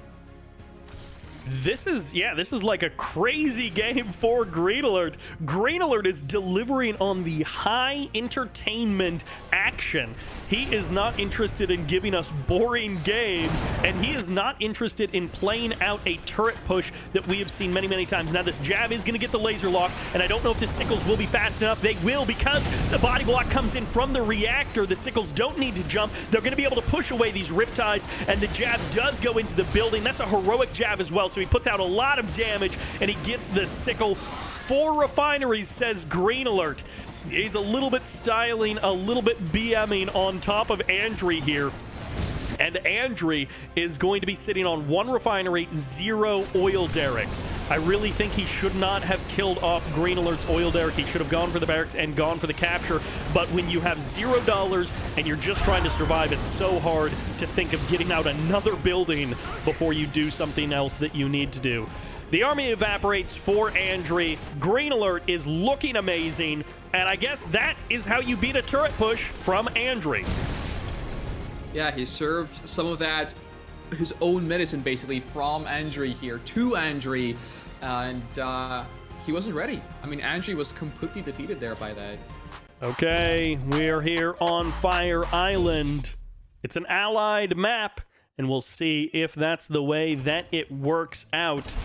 At least, we'll see if this guy in the north is able to regain the momentum in this series and claim a win for himself to go into game number 4 with a map score win. This is Andri playing that blue allies in the north. Yep, and GreenAlert here we have in the south playing the infamous Green Soviets here as his main faction, as it was his main faction for the, the entirety of him playing the game, I'm pretty sure. So yeah, we'll see if he's able to win the next game here, perhaps with another turret push. Or, well, not turret push, I guess, just MCV push. Honestly, I would love to see it. Before we launched the game, GreenAlert in the in-game chat said Fire Island Allies map. And, some people do say that. Other people say that it's a pretty even map for all 3 factions. But regardless, I have confidence that GreenAlert can show us a good game on this map.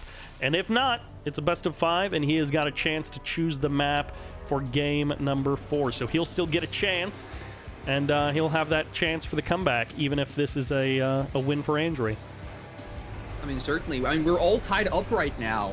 So far, it's definitely been going pretty well. And, oh god, we're seeing a base push. Yep. This is where that Never Cheese name just doesn't quite line up. He does have 2 refineries, so it's not like a 1 refinery kind of a ultra fast cheese. But yeah, this is a base push sub 2 minutes. Like we're not messing around here. This is a goofball move. Yeah, I mean, it seems like a lot of mind games coming out of Never Cheese here. First of all, obviously his nickname stating that he will never cheese, yet base pushing right as like basically the first thing he does. But another thing is he's actually hiding his Vindicators in the back of the map, and I'm not sure why. Yeah, he goes 4 Vindicators. A lot of cash dropped right at the beginning of the game, kind of like that battle-based beta game. But in this case, it's Vindicators and not on Peacekeepers. Now, no one has grabbed the oil derricks. And, okay, once again, GreenAlert is hoping to just circumnavigate the main MCV of Andry. Andry will eventually get both oil derricks, and GreenAlert says, bye-bye, I'm going to the other side of the map. Yeah, and interestingly enough, Andry does bomb the MCV of GreenAlert, which is basically the tankiest thing he has. So I'm not sure if wasting bombs on that is the best approach here, but it does seem like Andry is so scared of this strategy from GreenAlert that he's just really trying to get rid of the MCV as fast as possible. Second bombing run comes in. Barracks does deploy. Third bombing run is going to either kill this MCV or put it very, very low on health. So hopefully an engineer pops out from GreenAlert. Jav and a Peacekeeper here to harass these bullfrogs. And Andry takes a 3rd refinery, but it gets infected by a terror drone basically immediately. Vindicators are refueling. Bullfrogs are finally here, so this will not be free. He's going to pay at least 1 Vindicator for the life of these bullfrogs. 2 Vindicators, maybe? Vindicators sweep off to the south. They all survive. Well, one of them does actually go down, but the trade there was definitely in Andry's favor. And Andry already, I mean, despite losing the Harvester on his 3rd expansion there, he does have both oil derricks and definitely way more economy than GreenAlert. So this is definitely like an all-in situation for GreenAlert right now. He's got the flak troopers now. He did engineer his MCV, so it's back up to full health. It can tank a lot more shots. Terror drone is here with that prospector. Flak cannon is 50% done. And, well, the dogs do manage to get a flak trooper kill there, but the harvester will go down. So Andry, he's got 3 refineries, but they are not all working. Yeah, but this is, I mean, there is a flak cannon that is going to be finished right now, but there's only 2 bullfrogs left, and Andry can even just suicide here for this. Yeah, loses only 1 Vindicator for 2 bullfrogs, which is a very, very good trade here for in this situation for him, because there's really no good anti-air for GreenAlert left. All right, MCV packs up, heads a little bit further into the base of Andry. And that's the thing, Andry positioned his MCV in the middle of the map, so he's at the edge of his turret build radius, but he has gone tier 2. Cryocopters are going to be on the menu, and he doesn't have a lot of cash in the bank, but he's got enough income to swing it with those 2 oil derricks pulling for him. Yeah, and I mean, GreenAlert, he did go for this push. However, the problem is now he's kind of really spread out all over the map. He has his MCV in the top and majority of his army, and he has his main base in the bottom, and he can't really defend his main base at all. He doesn't really have anything to do that. He was just sort of hoping that Andry would leave it alone, would not mess with it. Now he's overstretched on power. He's trying to rebuild another power plant. He doesn't want to sell any of his flak cannons. He could have sold off the flak cannon that was over by that barracks on the left, but he kept it up. Prospector will go down eventually to these flak troopers, but they're going to need the help of that terror drone. And Andry's economy is hurting, so, and I think there was a satellite drop on a power plant in the middle. Yep. So GreenAlert is not giving up. He's sticking this one out. He's willing to fight it out.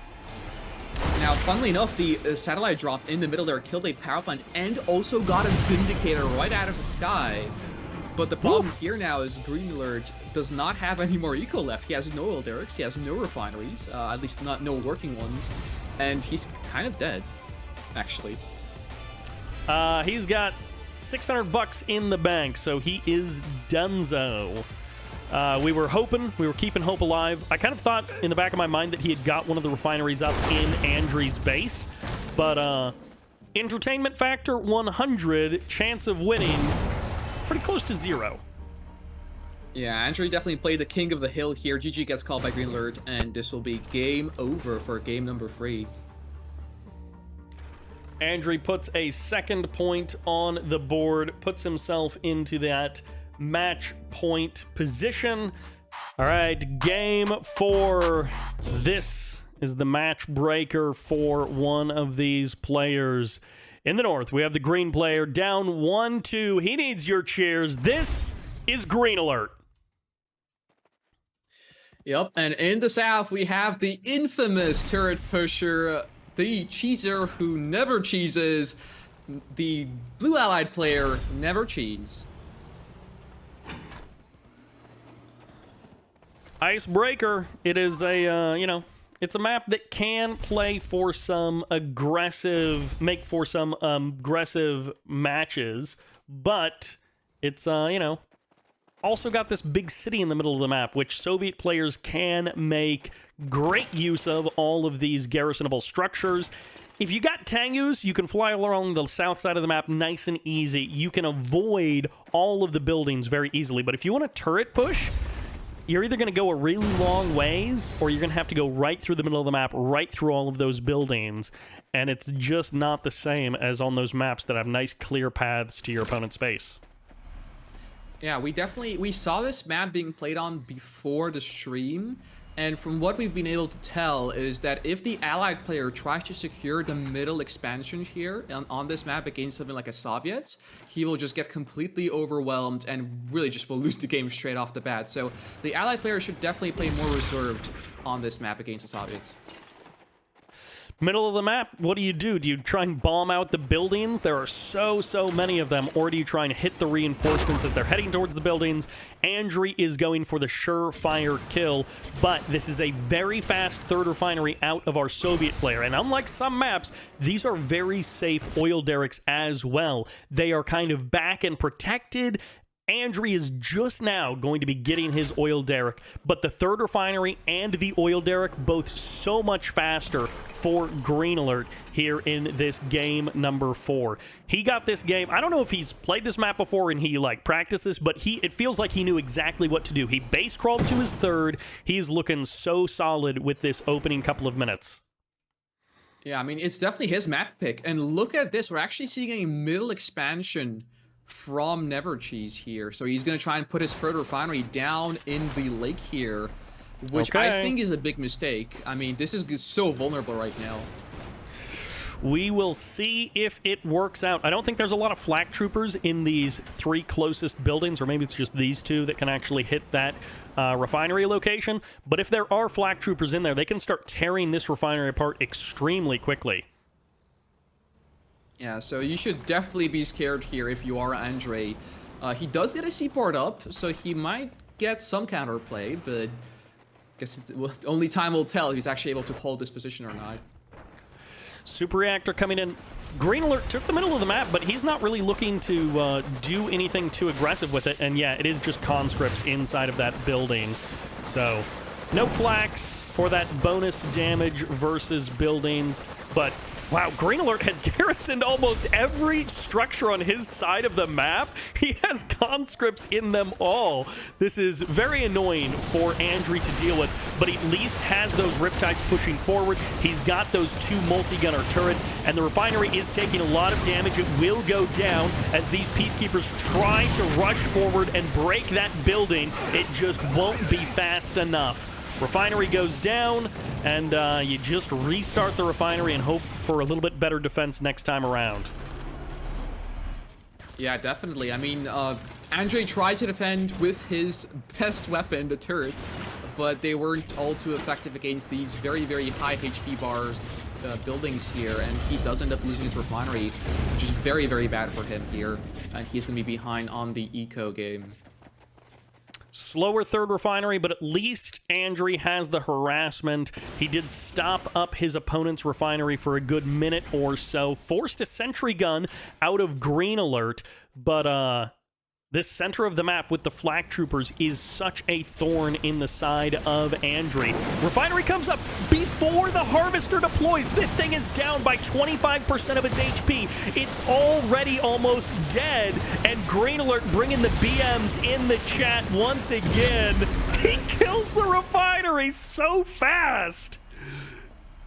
Yeah, this is just Andre gifting money to GreenAlert here. I mean, he's lost a second refinery here already in the same position as well. Two basically the same exact units, and now he's resorting to a base push with potentially turrets here nope. as well. But, wow.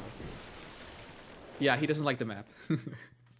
Okay, well, that is, that's going to be that. Icebreaker goes to GreenAlert, and that takes us to our first Game 5. And here we are, our first ace match. Both of these players 1 game away from Championship Sunday. 1 game away from, I think, guaranteed money as well. In the north, plain blue, plain allies, this is Andre. And in the south, playing as the Green Soviets. As he was through this entire event, we have GreenAlert. GreenAlert versus Andre turning out to be a very entertaining series, a very entertaining matchup between these two guys. GreenAlert, he has been bringing the entertainment factor all day today.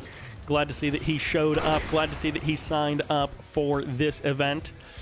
Airfield opener, 1 refinery. There's the second. Okay, we're feeling a little bit more calm. It's not the fastest cryocopters ever, but it probably still will be a turret push.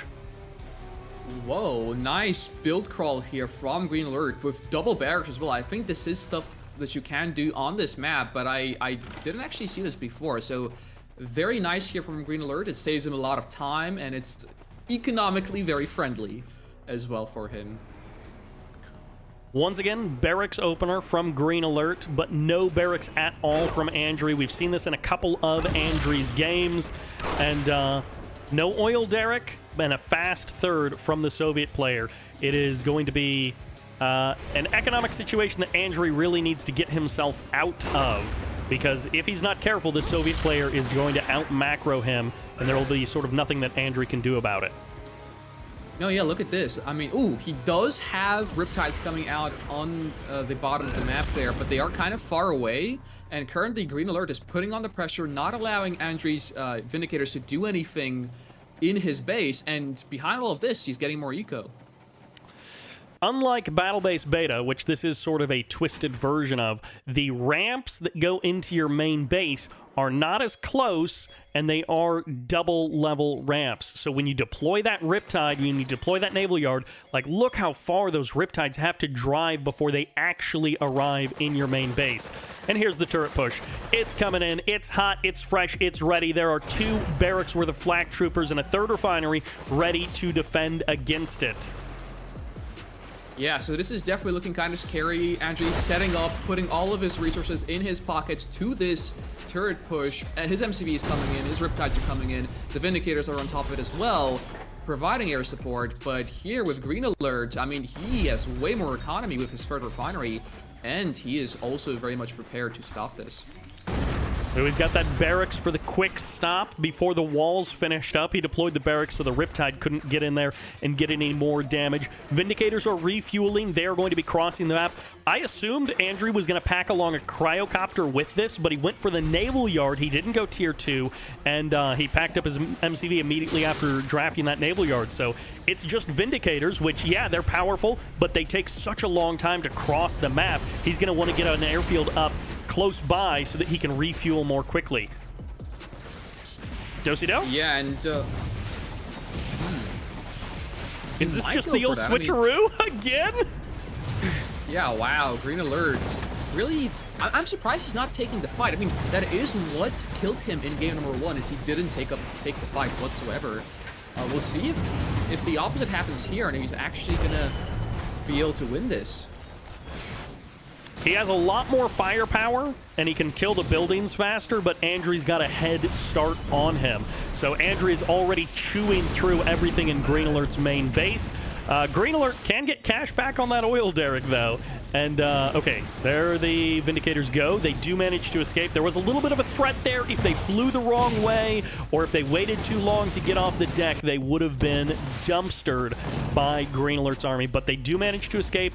2 refineries still chugging away for GreenAlert, oil derrick as well. But it is going to be the base swap. It is going to be the old switcheroo as GreenAlert doesn't take the fight, as you mentioned, and he just cuts off to the other side of the map. Yeah, so it's really now about the unit game. I mean, both players will have their economy absolutely devastated here by each other, and it's really going to be up to the units and the micro of those specific units that will decide the outcome of this game here. GreenAlert's got 4.5k in the bank. He was never really able to get out a war factory or anything to get some vehicle production onto the map. So it's Riptides versus Flax. They do have the building, and the Riptides will lose if they try to fight the Flax in the building. But on the open ground, it's a little bit of a question mark there. Might be some peacekeepers inside of these Riptides. GreenAlert will take the 3rd refinery location. Still no war factory out for GreenAlert, and his main base is being sacked. Yeah, so both players are basically almost down to their MCVs. This is like the start of the game, really. I mean, they're kind of back to their origins here. I mean, there are Riptides, and there is functionality out on the map. The 2 indicators are still alive, which is actually huge for Andrew. He can really go over the field. Satellite drop comes in, helps to clean up that refinery, and honestly, GreenAlert should just park his armored harvesters on top of those refinery locations just to be annoying in case Andrew wants to keep them. Andrew is going to be going for this refinery location. He certainly must. He's once again killing the oil derrick. So instead of, getting to barracks and going for the capture, he is going to go for that kill. Peacekeepers do manage to clean up the infantry army. This is what Andrew was looking for. He's got that refinery back at home, and he's now going to be able to clear out the building. GreenAlert is not done and dusted yet, but he is certainly not where he wants to be. He was hoping to clear out this base very easily, and it has been a painful, costly process. And the build radius. Are you kidding me, Andrew? With that command hub and the turret. Yeah, and they just turret pushed GreenAlert with a prospector. Not something you see every day for certain. Vindicator's just circling over there on the north side of the map. GreenAlert has spent pretty much his entire bank rebuilding this refinery, or building this refinery, building his war factory, getting out those couple of units, and oh, the flak troopers inside of this building are what is killing that multi-gunner turret. I couldn't actually tell what was going on there. Yeah, but the main problem here for GreenAlert is that he left that 2nd refinery in the main base of, not Vindies. The turret pusher. The allied player, sorry about that. Yes, Andrew, I forgot his name already. I don't know how I managed to do that, but anywho. Yeah, he left the refinery in Andre's main base alive for way too long. That's definitely not something he could afford to do here. Big mistake by him. The Vindicator's actually dropping bombs still. Andrew's refinery has kept him in this game. If GreenAlert had been able to take this down, I think it would have just been over by this point. Airfield! Airfield comes up over in that proxy location. I think he's going to crush his MCV and then just try and exist on what he has. And, yep, MCV is going to go in, get the last bit of repair there, and big cash boost for GreenAlert. He now does have enough money to get out a refinery, and this is where... Man, if this game had gone slightly differently, GreenAlert would have just been crushing it. Andrew would have no hope. But Andrew's looking pretty good. It's not done and dusted yet. Anything could still happen, but Andrew's looking good. Oh, the cryo shot's gonna be getting the crane here, and it should freeze it, but he misses the timing. Oh my gosh! Andrew blows his chance to insta-kill that crane before the refinery finishes, and as a result, the refinery will finish, and I mean, yes, the crane is going to die on the next bombing run, almost certainly. I guess you could position the flax far enough forward and try and catch the Vindicators and force them to take sort of the long way round. War factory is not done yet. Vindicator's coming in, and that's it. Okay. Oh. Yeah, end of the game. Another Chad, yeah, unfortunately for GreenAlert. Then again, another Chad move that the blue allied player could do is just go for a tier 2 in that prospect to actually build cryocopters right on the front line. Definitely not necessary. GreenAlert, I guess he's contemplating his life choices. He's thinking about what he's going to do. He can't win the game, so I'm not sure what his plan is here still in this match. Unless he has an engineer? He has flak troopers in there. I think one of them is actually heroic as well, so he might try and do something akin to a rib jab, where he just, you know, throws the flak troopers in somewhere and tries to make them do some work. But yeah, this Vindicator will be getting a nice dominant on the Bullfrog. Bullfrog is almost dead, and this is going to be his last chance at doing really anything in this series. He's fighting it out to the bitter end. There are flak troopers here. They are ready to go. And the flak troopers versus this one peacekeeper. The conscripts will eventually take down that peacekeeper. The peacekeeper may also be going for the bullfrog to try and kill off the transport there. Vindicators come in. Goodbye, bullfrog, and careful drops onto those flak troopers. 2 flak troopers survive, and Andri will advance into the finals. It feels like it's just a matter of time, not when, or not if, but when. Yeah, I mean, Andri does establish a refinery, I think. I can see on the minimap there on the top, I'm pretty sure. So yeah, it's going to be hopeless for GG. Andri will take the series. Andri will advance into Championship Sunday, but do not lose hope. Do not give up. If you are a GreenAlert fan, and I find myself becoming more of a GreenAlert fan almost every time I watch this guy, he still has a chance. This is a double elimination event. He's going to be getting knocked down to the lower bracket, and that means Championship Sunday will feature the rematch, Andri versus Zugspitze, something that we have seen a couple of different times, and it has gone a couple of different ways. But that is going to be the rematch in the upper bracket finals that we will be looking forward to tomorrow on Championship Sunday. Welcome to Battle Base Beta for game number 1 of DutchArmy versus Vindies in this best of 3 lower bracket series. In the north, playing the red, this is DutchArmy's. And in the south, playing the yellow allies, this is Vindies.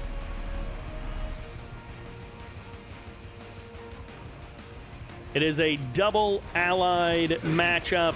It is going to be a mirror matchup. Maybe all games that we see between these two, maybe one of them goes goofball mode and decides to switch it up. But I kind of like Zads was saying in the pre-show, in the pre-game analysis, we were expecting this to be a mirror matchup, and that is what we expect all game long.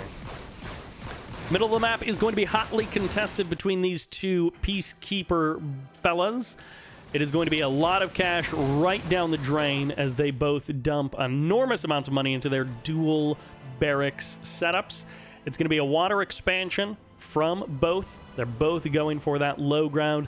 They've both got their oil derricks. And Vindies, he's a bigger believer in the middle of the map. He went double barracks, and he went it for longer.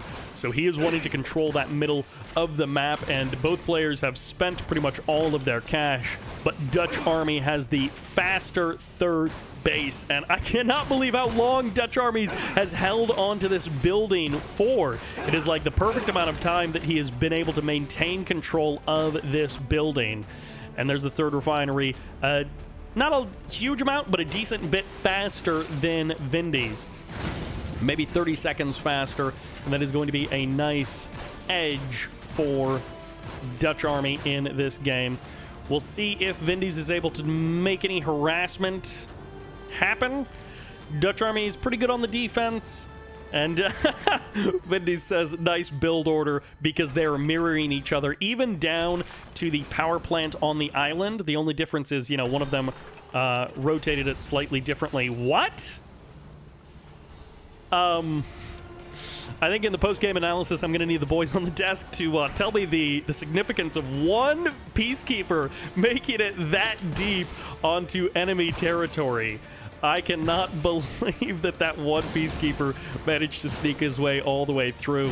I thought it was a spy at first, that we were seeing some kind of goofball Vindy's spy build, because Vindy's, he has had some pretty incredible spies in the past. He's had some pretty incredible Chronosphere uses in the past. So when it's Vindy's, anything is possible. Peacekeepers gonna clean up that oil derrick. Nicely done by DutchArmy. That is the traditional aggressive move. Get that high ground, get that get that high ground, get that building, and take down your opponent's oil derrick.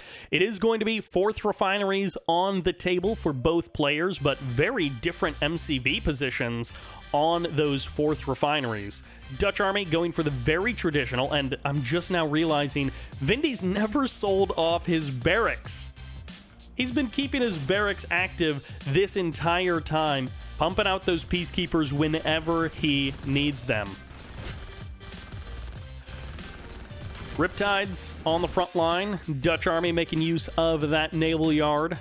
4th refineries have not emerged for either players just yet. They're both pretty low on cash, but a couple of Dolphins are going to be moving on the harassment path for DutchArmy.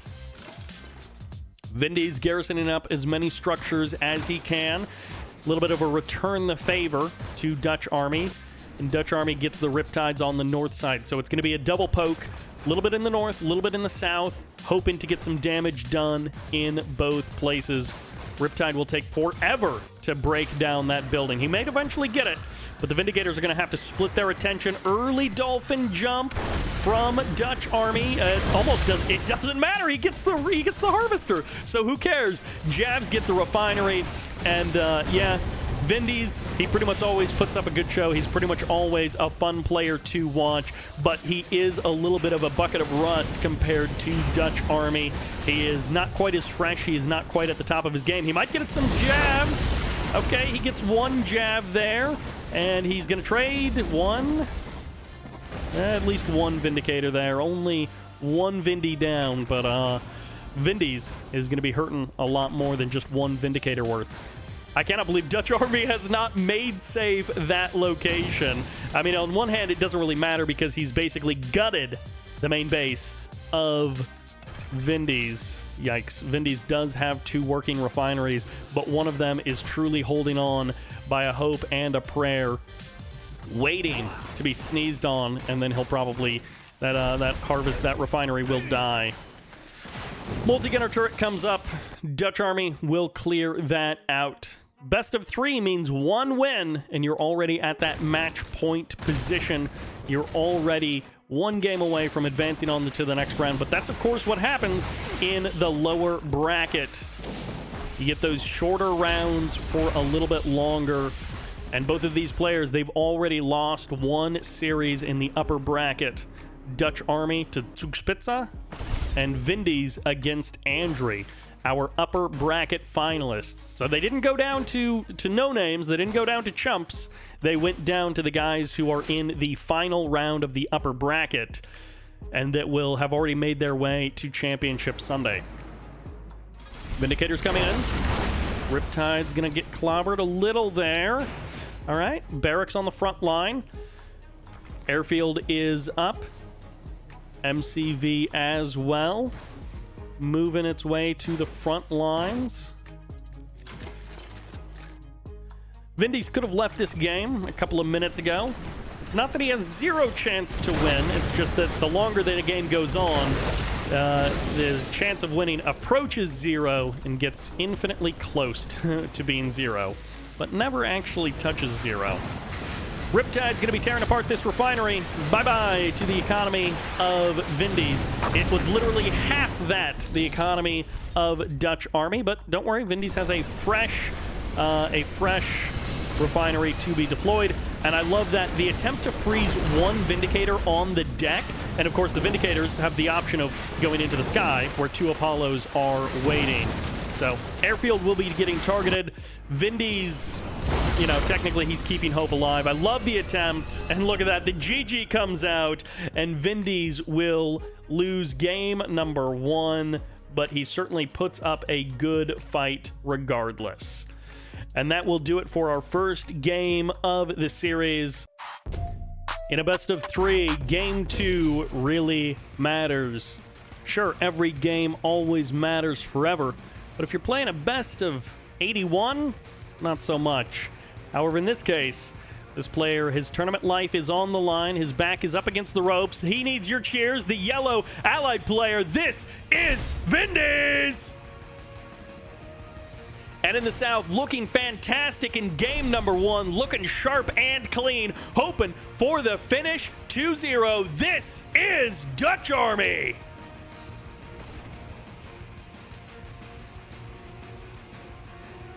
DutchArmy versus Vindies. It's another allied mirror here on the map, Pure Ownage.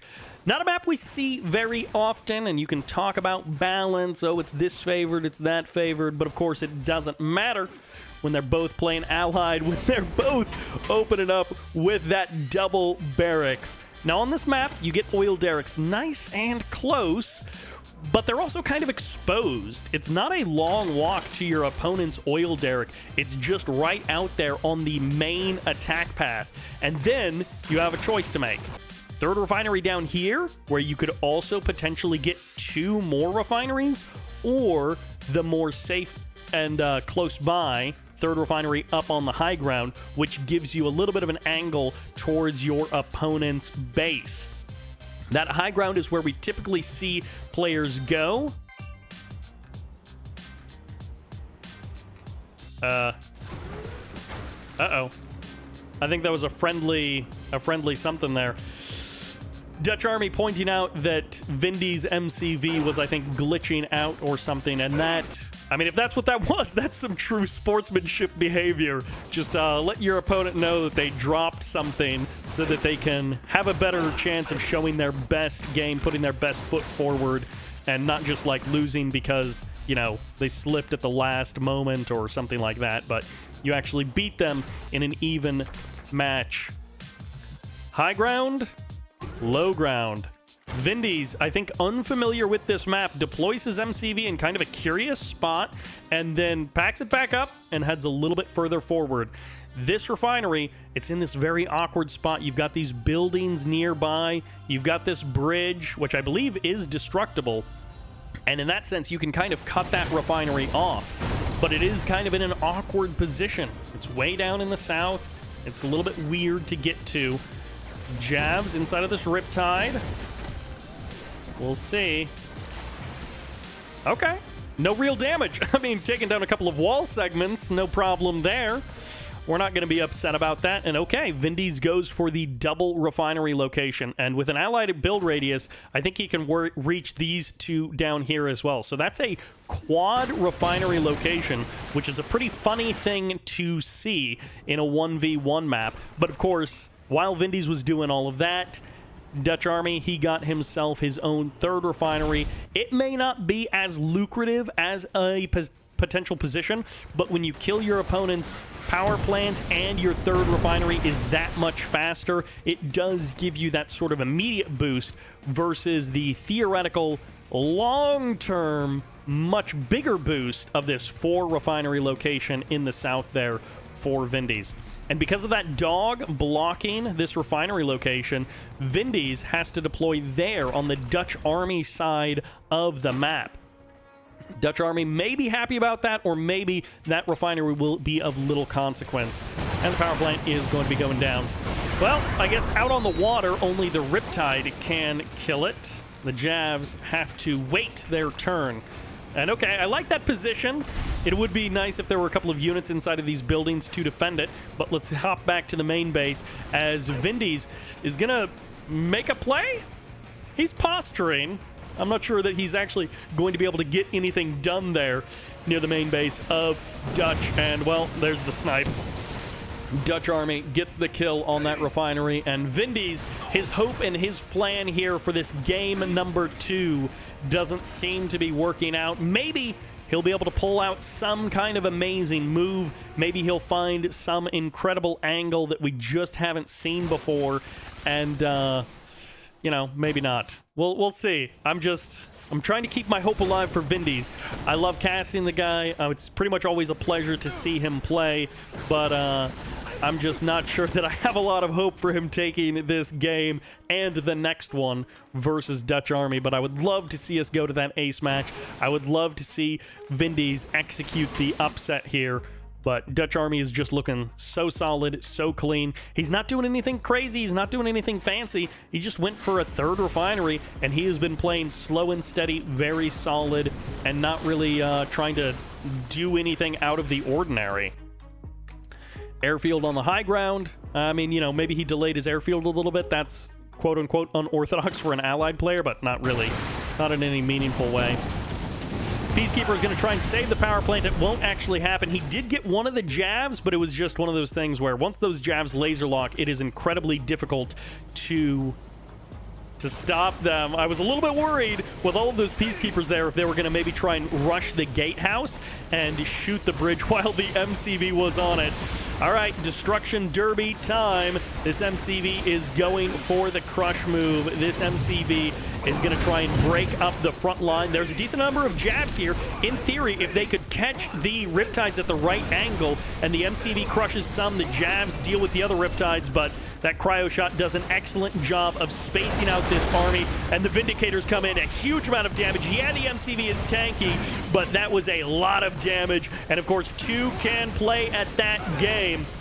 MCV taking so much chip damage from these Riptides. Another Riptide does go down. MCV's kind of getting blocked on each other. Jabs kill an MCV faster than Riptides do, but it's just not enough. There's too much firepower. The GG comes out, and it looks like DutchArmy will be taking the 2-0 victory over Vindies. A valiant effort, and I think if Vindies had maybe been practiced a little bit more on that map, if he had been a little bit more prepared for that, you could see the start of something in his build there, but it felt like he never got his legs under him. It felt like he never managed to get his game where he wanted it to be.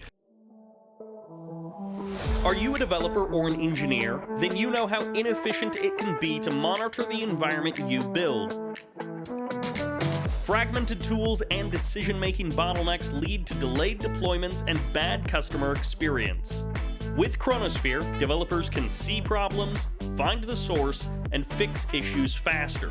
You choose where and how your data is routed and stored. Query it easily to get better context and control. 100% open source compatibility means no matter your setup, we can help. If you know, you know. And if you know, you Chronosphere. Check it out at chronosphere.io.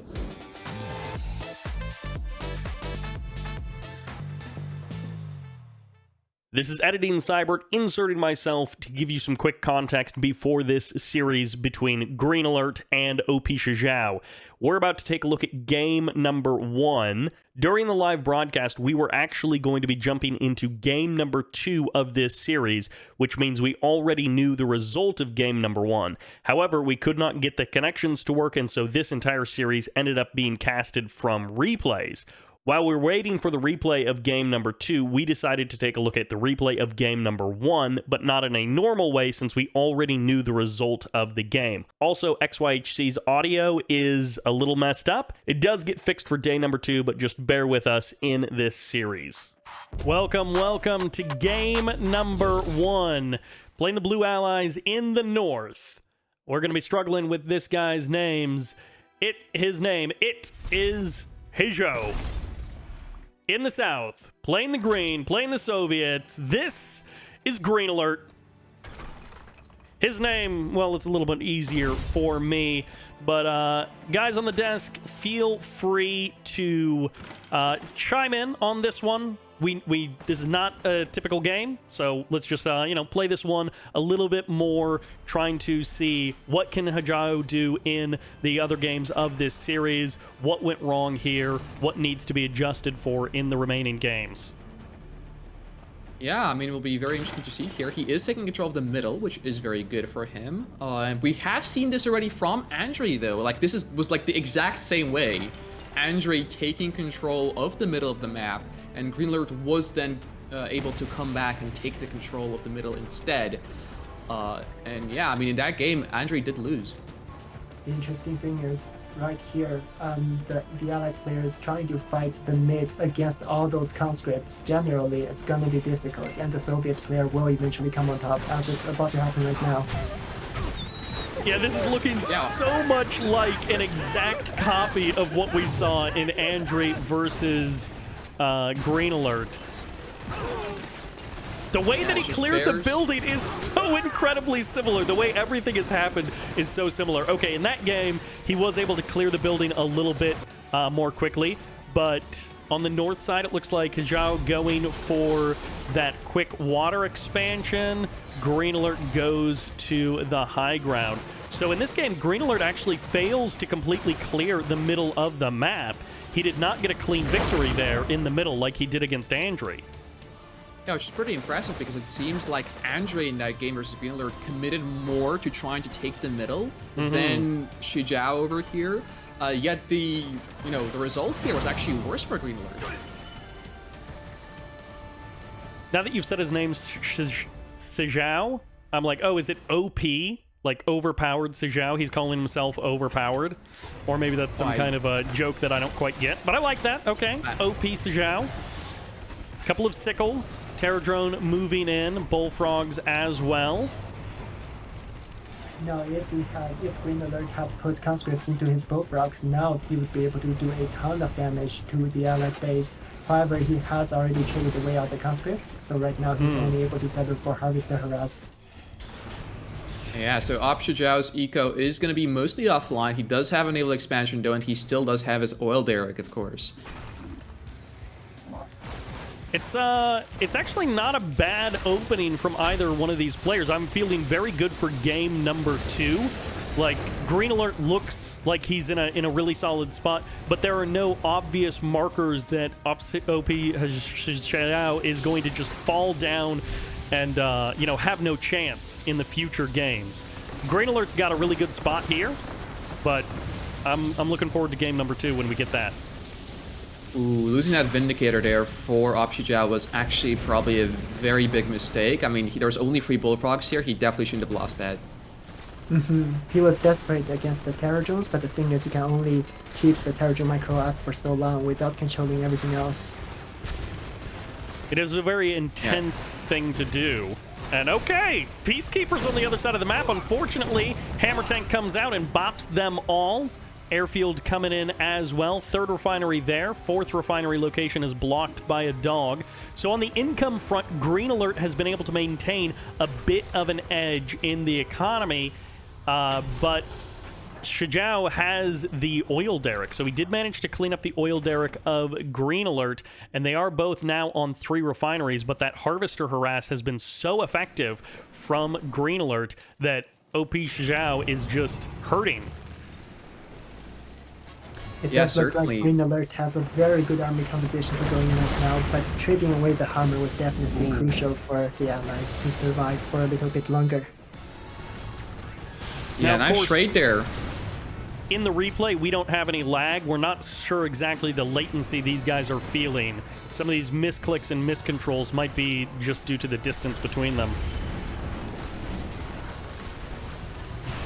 Yeah, I mean, GreenAlert does have tanks now out on the map, and he does have the AA that he needs to kill the Vindicators, so he definitely has the upper hand right now, and the... Wow, orbital drop also coming down as well. Oh! All right! We'll kill off 2 Vindicators. Well, we know one of the game's deciding moves. He got the 2 Vindicators on the deck. Oof. That's a hard one to come back from.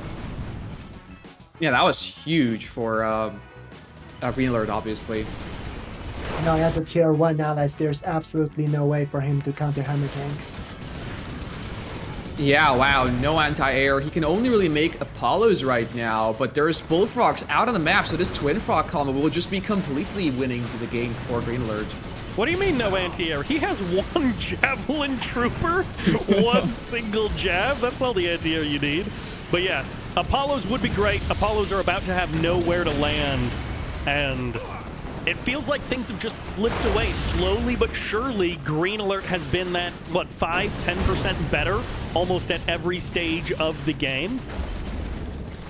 Yeah, I mean, his aggressive play is definitely better. Opshijao was actually kind of on the back foot almost, I mean, essentially the entire time. I don't think he actually got any harassment done back to his opponents. So it was really just the battle inside of his base, which is unfortunate for Opshijao. Exactly. Usually the Allies are the active faction, whereas the Soviets would be passively reacting to all of his opponent's moves. But right here, GreenAlert is actually leading exactly where the game is going towards.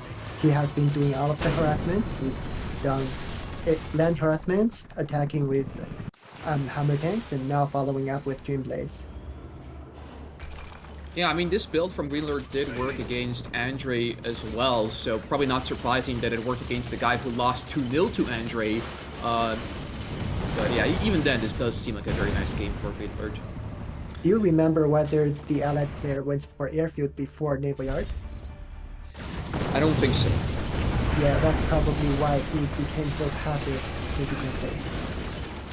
Shizao gets the bullfrogs, but loses the refinery, loses the power plant, and he has had so few active harvesters this entire game. There's the GG. So that is how GreenAlert won game number 1.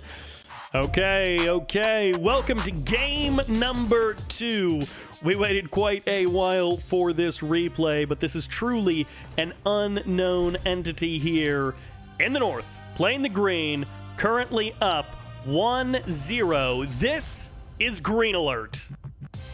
He's feeling good after that game number 1. And in the south, going airfield first, this is Shizao. Yeah, it's nice to see. And airfield first is something that Andre really loved to do. And Andre did win the game against GreenAlert on this map. So I wonder if we're going to see a win for Shizao to tie up the series. That's a lot of flak troopers. It appears looks that like OP was attempting to adjust the strategy from the last round, where he was not getting Air Force, but this time, oh my word, it looks like a preemptive turret push. There was not even, the flak troopers weren't even intended for defense at all by GreenAlert. Okay, so this is what led to this game number 2 taking so long for us to get the replay. GreenAlert, if he wins this game, he is into the Final 4. He has made it to Championship Sunday. And, okay, yeah, there was an engineer, so those Vindicators could have potentially snuck in and grabbed the engineer. They went for the safe move, which is probably better. Go for the reactor, you get the guaranteed kill, and all of the Vindicators survive. But GreenAlert, one more win. He's through the Championship Sunday. He's in the Final 4. He gets a guaranteed payout, and he gets a little bit of rest before he has to go up against DutchArmy. But this turret push is just getting started, and this is so much firepower on the ground from the Soviet player. Yeah, I'm super surprised here because this is basically a do-or-die strategy, and we've seen how long that replay took to get out. So I wonder what happened and what went wrong. Was it just a delay on the player side for posting the replay? Or did something go horribly wrong and did it turn out to be a super, super long game here? I love the reactor on the front line blocking off that multi-gunner turret from being able to shoot.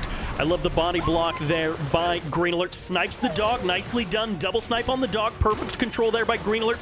Peacekeeper's able to pick off a couple of these conscripts. They're going to be moving in close to make maximum use of that shotgun. Vindicators have refueled. They're ready to go. They're looking for that perfect angle. There are so many flak troopers that if the Vindicators find the wrong angle, they will instantly be destroyed by those flags. The push comes in.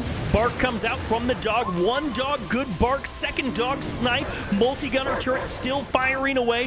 OP Shizao holding on by just anything at all, and that is an amazing shutdown on almost every single unit that GreenAlert has brought to the table. Shizao only has 3 peacekeepers to knock down these units, but he has gotten a second lease on life. There's the sell-off of that MCV, and that's the GG. GreenAlert drops game number 2 so incredibly quickly, and we're at a 1-1, boys. It's even, and we are going to the ace match for our last game on day number 1 of the Chrono Clash. Wow, that was quite the AoE from the dog there. That's probably the most valuable AoE, like, bark I have seen in my life, actually. Welcome, welcome to Game 3, the last game of day number 1 here on Icebreaker. In the north, playing the Soviets, playing green. This is GreenAlert. On the other side of the map, playing as the orange, evening up the score in that last game. This is Shizhao. Last game of the day, last match of day 1 for the Chrono Clash. It is going to be a 1-1 tied series, Allies versus Soviets on Icebreaker. It appears the Allies are really trying to secure the center. It's going to be a very rough fight, and it's going to cost a lot of resources, even if he comes on top temporarily.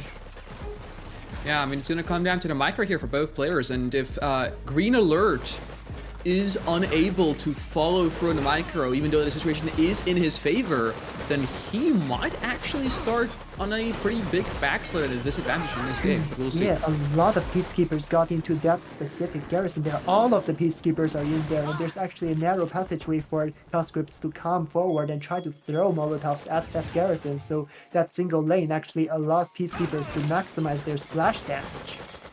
NG Snipe as well coming out from GreenAlert, so that's very bad for the allied player. Third refinery on the way as well, and an airfield out from OP Shizhao. It has taken him so much longer to clear out the middle of the map. GreenAlert, that is. It's taken him so much longer to clear out the middle of the map than we saw in those other AVSs on this map. The middle of the map is so pivotal if you want to try and take this middle. If you're not going to play around to the outsides, the top and the bottom of the map, then you have to control this middle. Otherwise, you're just asking to be backstabbed. You're just asking to be gutted with everything that you send right through the middle. Airfield is here. We got our Vindicator, and the MCV is on the move. The middle of the map seems like a death sentence, but GreenAlert doesn't have a dominating control of the middle of the map like he has in the previous games. Yeah, GreenAlert, however, does have a third refinery, and he does have the Oderic because he sniped the NG of OP Shizhao. OP Shizhao, on the other hand, it does not. So there's definitely an eco advantage here for the Soviet player. We'll see if he's able to convert it or not.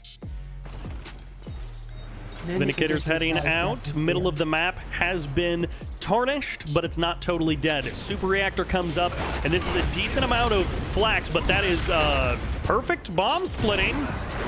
Oh, okay. That was perfect. XYZ, how much money just disappeared from the Soviet player? Precisely. Oh, that was a lot of money. I'm not XYZ, but I will say, I mean, that was probably about 8 or so flag troopers. That is a fortune, probably 3,000, if not more, probably worth around of... 2,000. Yeah, that was... Yeah. Regardless, it's still a lot. It's a most war definitely factory worth of flag troopers. Yeah, wow. But I mean, he does have the economy advantage here, GreenAlert, so perhaps he could have afforded to lose that much. Then again, you know, $2,000 in this game, quite a lot. And I just noticed that the Soviets have an additional advantage where they actually have a garrison in the base, which they could use to garrison flag troopers instead of having to build flag cannons to temporarily protect Bofrogs. But instead, it's actually going to be an airfield instead of war factory. Yeah, how do you guys feel about that airfield? It is a fast third refinery, and it is the oil derrick by GreenAlert. OP Shizhao now going to be grabbing his own oil derrick after his engineer got sniped earlier. But how do you feel about the skipping of the war factory? It hasn't been good for previous Soviet players. Yeah, I do believe that on this... Ooh, he has tier 2, and he's trying something very sneaky. It could work out. Yeah, I mean, here on this map, I do believe that vehicles perhaps aren't as good. I mean, there's the whole choke point in the middle that is kind of difficult to get through, provided that GreenAlert doesn't have all the buildings there under his control. So I think air is a bit more mobile on this map and might be a better thing to go for, but he is currently lacking anti-air. He needs to get those MiGs up to be able to try and contest his opponent in the air, battles of the map. Surprisingly, GreenAlert has not been able to fully secure the center. If so, he would have been able to benefit way more from going ground and basically garrisoning the middle with anti-air. MCV has moved to the corner. Both players are looking towards that pocket fourth base. GreenAlert hasn't taken it. He has been drawing his 0 on his bank account for the last 30 seconds. These Apollos circling the middle of the map, looking for these incredibly expensive Twin Blades. Twin Blades are already not cheap units, but when you load them up with 4 or 5 Flak Troopers, the price just skyrockets on a per unit basis. MiGs are going against the Apollos. That's perfect for GreenAlert. He could also try and deploy on the high ground. This will give him a critical position for the current moment, and then he can evacuate when it's safe. But that refinery is now up. The fourth base is up for both players. Yeah, now there's actually also barriers that are, I think, invisible on that rock there, so you can't really walk up with the Flak Troopers and kill the refinery, which would have been really strong, but unfortunately not possible here on this map. All right, GreenAlert deploys, and there's an engineer packed along with this as well. I didn't realize there was an engineer as well as the Flags. Apollos, MiGs, Flags, and Twin Blades all going at it in turn. Cryo Shot will be coming in. Engineer will be getting sniped. Nice bomb splitting once again by OP Shizhao. That Cryo Shot is a complete miss, but it doesn't matter. Almost everything gets wiped away, and the Soviet player still has 1 Flak and 1 Twin Blade. Is he going to do some critical damage with 1 Flak Trooper? He gets the airfield, and you might get a Harvester as well. This attack almost fell into the ground for GreenAlert. It almost died without anything happening, but now he's actually getting some value. Yeah, second Harvester will be going down here, it seems like, for the Allied player. Oh, no, IFE does save it. OP almost defended it perfectly with all of the bomb splitting, yet GreenAlert simply had such a strong army advantage that it was quite impossible to prevent this amount of base damage. Yeah, definitely a good defense though from OP Shizhao. His bomb splits have been impeccable so far this game. Uh-oh. He got himself an extra prospector. A couple of Flaks will be hopping on out of here. They do. One does get crushed. The second one is not crushed yet. And, well, both Harvesters go down. Not often do you see 2 Harvesters on a refinery in Red Alert 3, and then they both die? They were both working, and now they're dead. It almost worked out here for OP Shizhao, but he has missed the crush on the second Flak Trooper, and that ended up in a disaster here. He's basically lost his entire eco here in the top, and almost lost the ref even. Oh my gosh, this 1 Flak is doing an insane amount of damage. That 1 Flak took the attention of Shizhao way more than it ever should have. Twin Blades now trying to clear the middle of the map. We saw in other Soviet versus Allies games, this middle of the map was under the Soviet control. Chat's literally making jokes about it. Soviets are out to take over the housing market once again, and it just hasn't happened this game. 8.5 minutes into the game, OP Shizhao still has some presence there in the middle of the map, but GreenAlert is now in a much better position. He's got that Twin Frog combo. Zads, you love this combo. You love to see it. He's moving in. He's going to be trading out against a couple of IFVs. Good control there. Draws him into the jabs. The jabs getting some shots off, but once again, the Flaks come parachuting in, and they're going to be looking to kill another Harvester, rank up another kill on that refinery. Yeah, the Twin Frog combo, I mean, the thing is, the main problem with Twin Frog combo is actually IFVs from the enemy. Allies specifically have this one specific unit, which is the IFV, which is really good at countering both the Bullfrogs and the Twin Blades. The only problem with the IFV, of course, is it cannot fly or cannot go in the water, so it is a little bit constrained on this map. But as long as he is in position, he will be able to counter this combo. Yeah, as both players are reluctant to take the center, your refineries are sort of forced to be spread out in a single lane, which would tremendously benefit the more mobile Twin Blades. So allies will eventually have to rely on a little more Apollos to keep Twin Blades back, while the Bullfrogs are trying to catch up.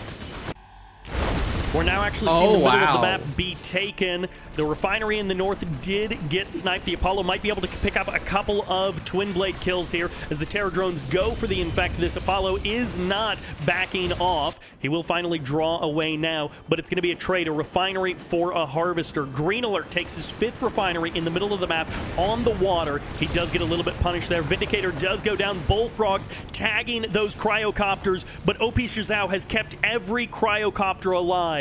They're incredibly expensive, but they are so tanky, and that is coming to benefit him here in this game. 4 Yeah, crowdcopters is a critical number. We can definitely see potentially the shrinking of an entire army of bullfrogs. So the Twin Blade army could potentially lose their anti-air defense at any moment and be finished off by Apollos. Yeah, GreenAlert. Ooh, IFE's coming in hot, and a Twin Blade will be picked off here, but a Terror Drone is also coming to the savior, and actually 2 Terror Drones, the tag team of Terror Drones, working together to try and kill the IFEs, but it won't be enough, it seems like, as the Cryocopters step in and freeze one of them off. Goes for the kill on that IFV, guarantees it with the Cryocopters.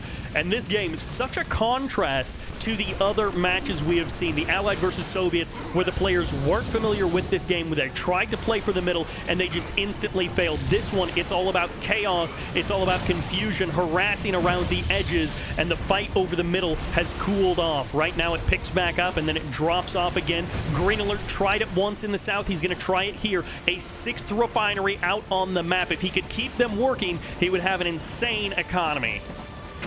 GreenAlert definitely having the eco advantage here in this game, but the Allied players, or Allied faction in general, is able to really maintain a very good competitive game, even when being down 1 or 2 refineries at this stage of the game especially. So, you know, 6 refineries for GreenAlert really looking scary, but definitely not impossible to overcome. And funnily enough, OBC Zhao going for that IFV combo with Cryocopters, which is never really something I've never seen before. Nice harass though by GreenAlert. He's constantly keeping his opponent here on his toes.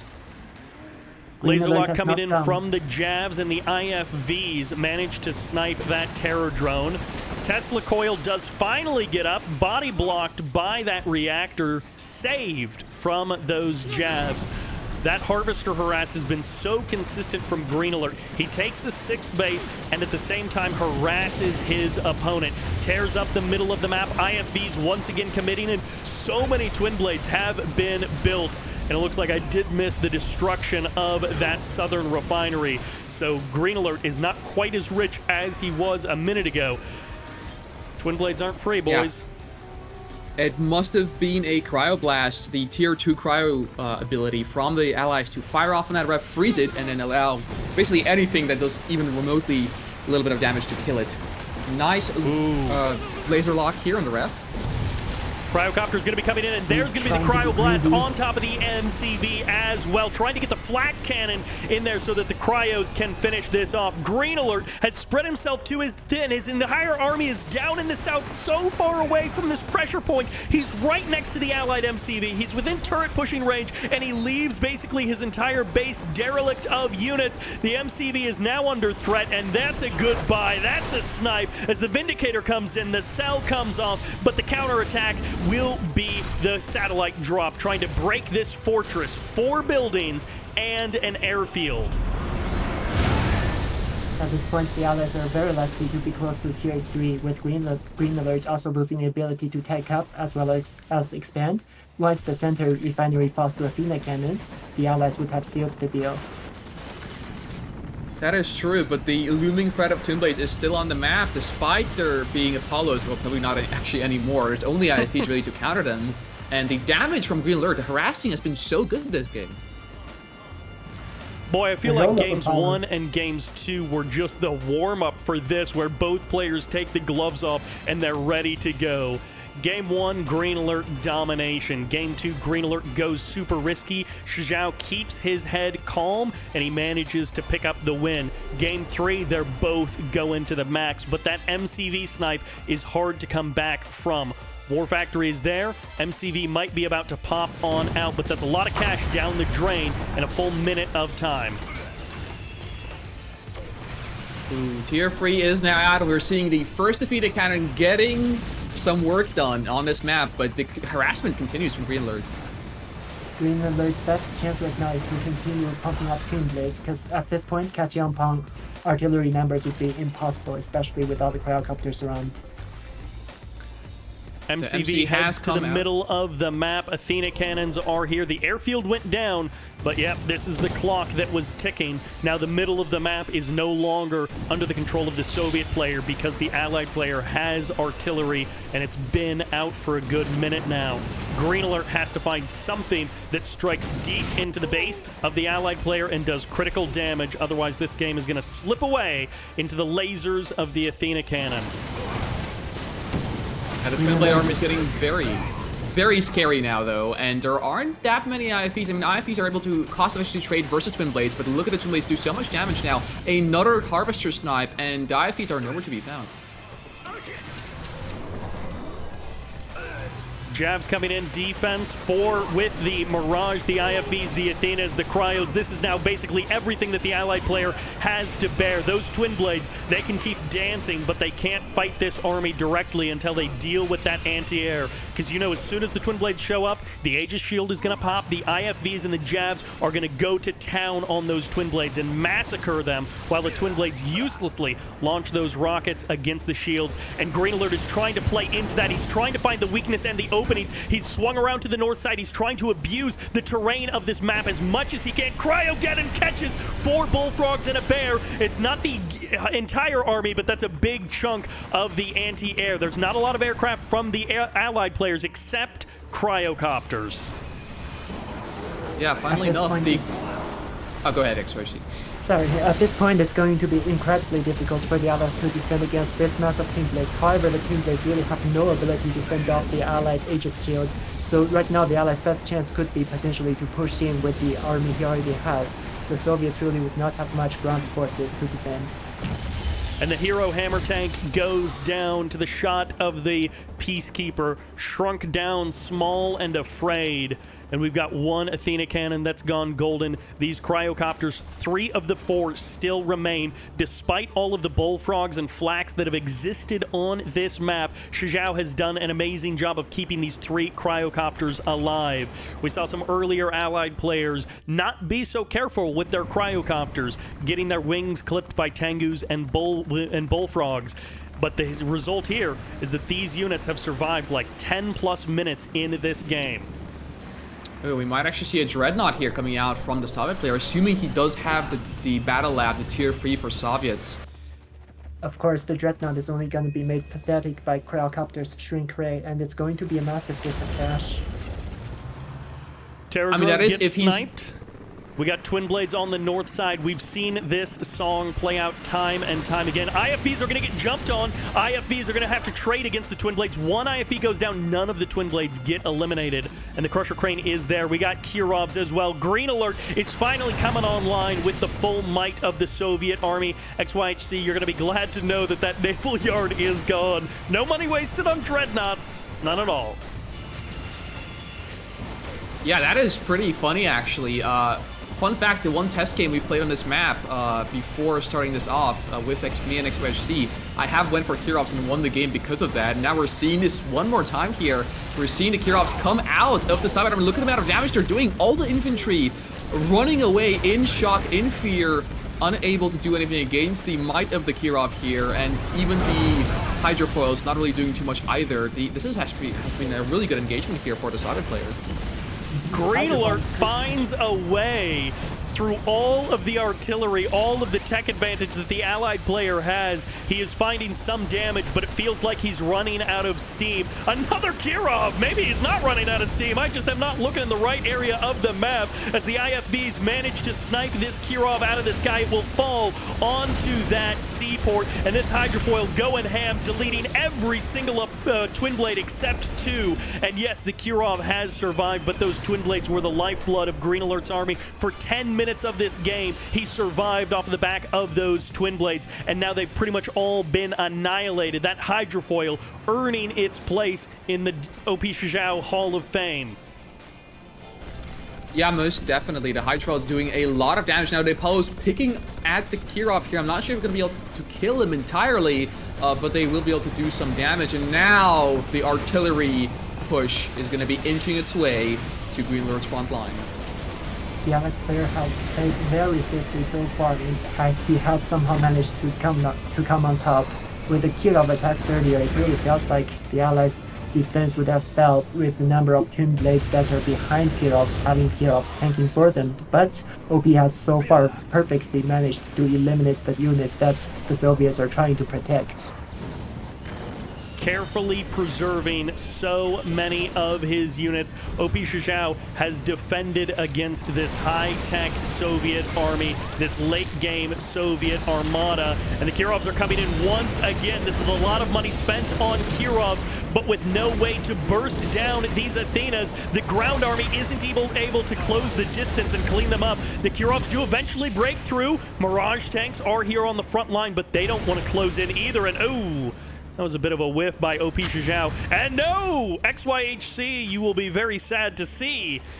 Dreadnought is there. OP Shizhao moves forward. I think the last of the Twin Blades finally goes down, and now the Mirage tanks are on top of everything. The EMP has landed. The aircraft carrier is leaving port and shelling the entire Soviet base. That Cryogeddon, in combination with the great control of OP Shizhao, has sealed this game all but done and dusted for the Allied player. Do you think the Dreadnoughts can do it? Well, they're not being counted, so they probably will. Yeah, the thing is, Dreadnoughts are far away from any infrastructure that the Allied player has, so it's really up to this base push, so to say, for GreenAlert to be able to do anything, because, the money upgrade is also purchased for the, not purchased, but unlocked for the Allied player, so he gets more money per load from the Harvester here. There goes the tech. The main base has been gutted. And okay, maybe GreenAlert can just make himself a new home. There's only 5 grand left in there. Oh, there's 2 fresh Athena cannons. They're right here on the front line, and they are going to be going toe-to-toe with these now shrunk down Dreadnoughts. They can, okay, Dreadnoughts can kind of dodge with their shrunk down, but another refinery gets eaten up, and GreenAlert, who once had an amazing economy lead, has now been reduced to 1 refinery and an oil derrick in the corner of the map. And for once, the first time we have seen on Icebreaker, the Allied player has a confident control of the middle of the map. It took him 22 minutes. It took him slugfesting his way through, but he has finally got control of the middle of the map, and he's working on the Soviet player's last production facility. Yeah, he had to resort to going tier 3 here, the Allied player that is, to be able to actually win the game and turn into his favor, despite all the difficulties, despite losing so much economy to harassment from GreenAlert, he was still able to prevail here, and it does seem like the game will be coming to a close. GG gets called 22 minutes in, and OP Shizhao advances in to the final 4 of Chrono Clash.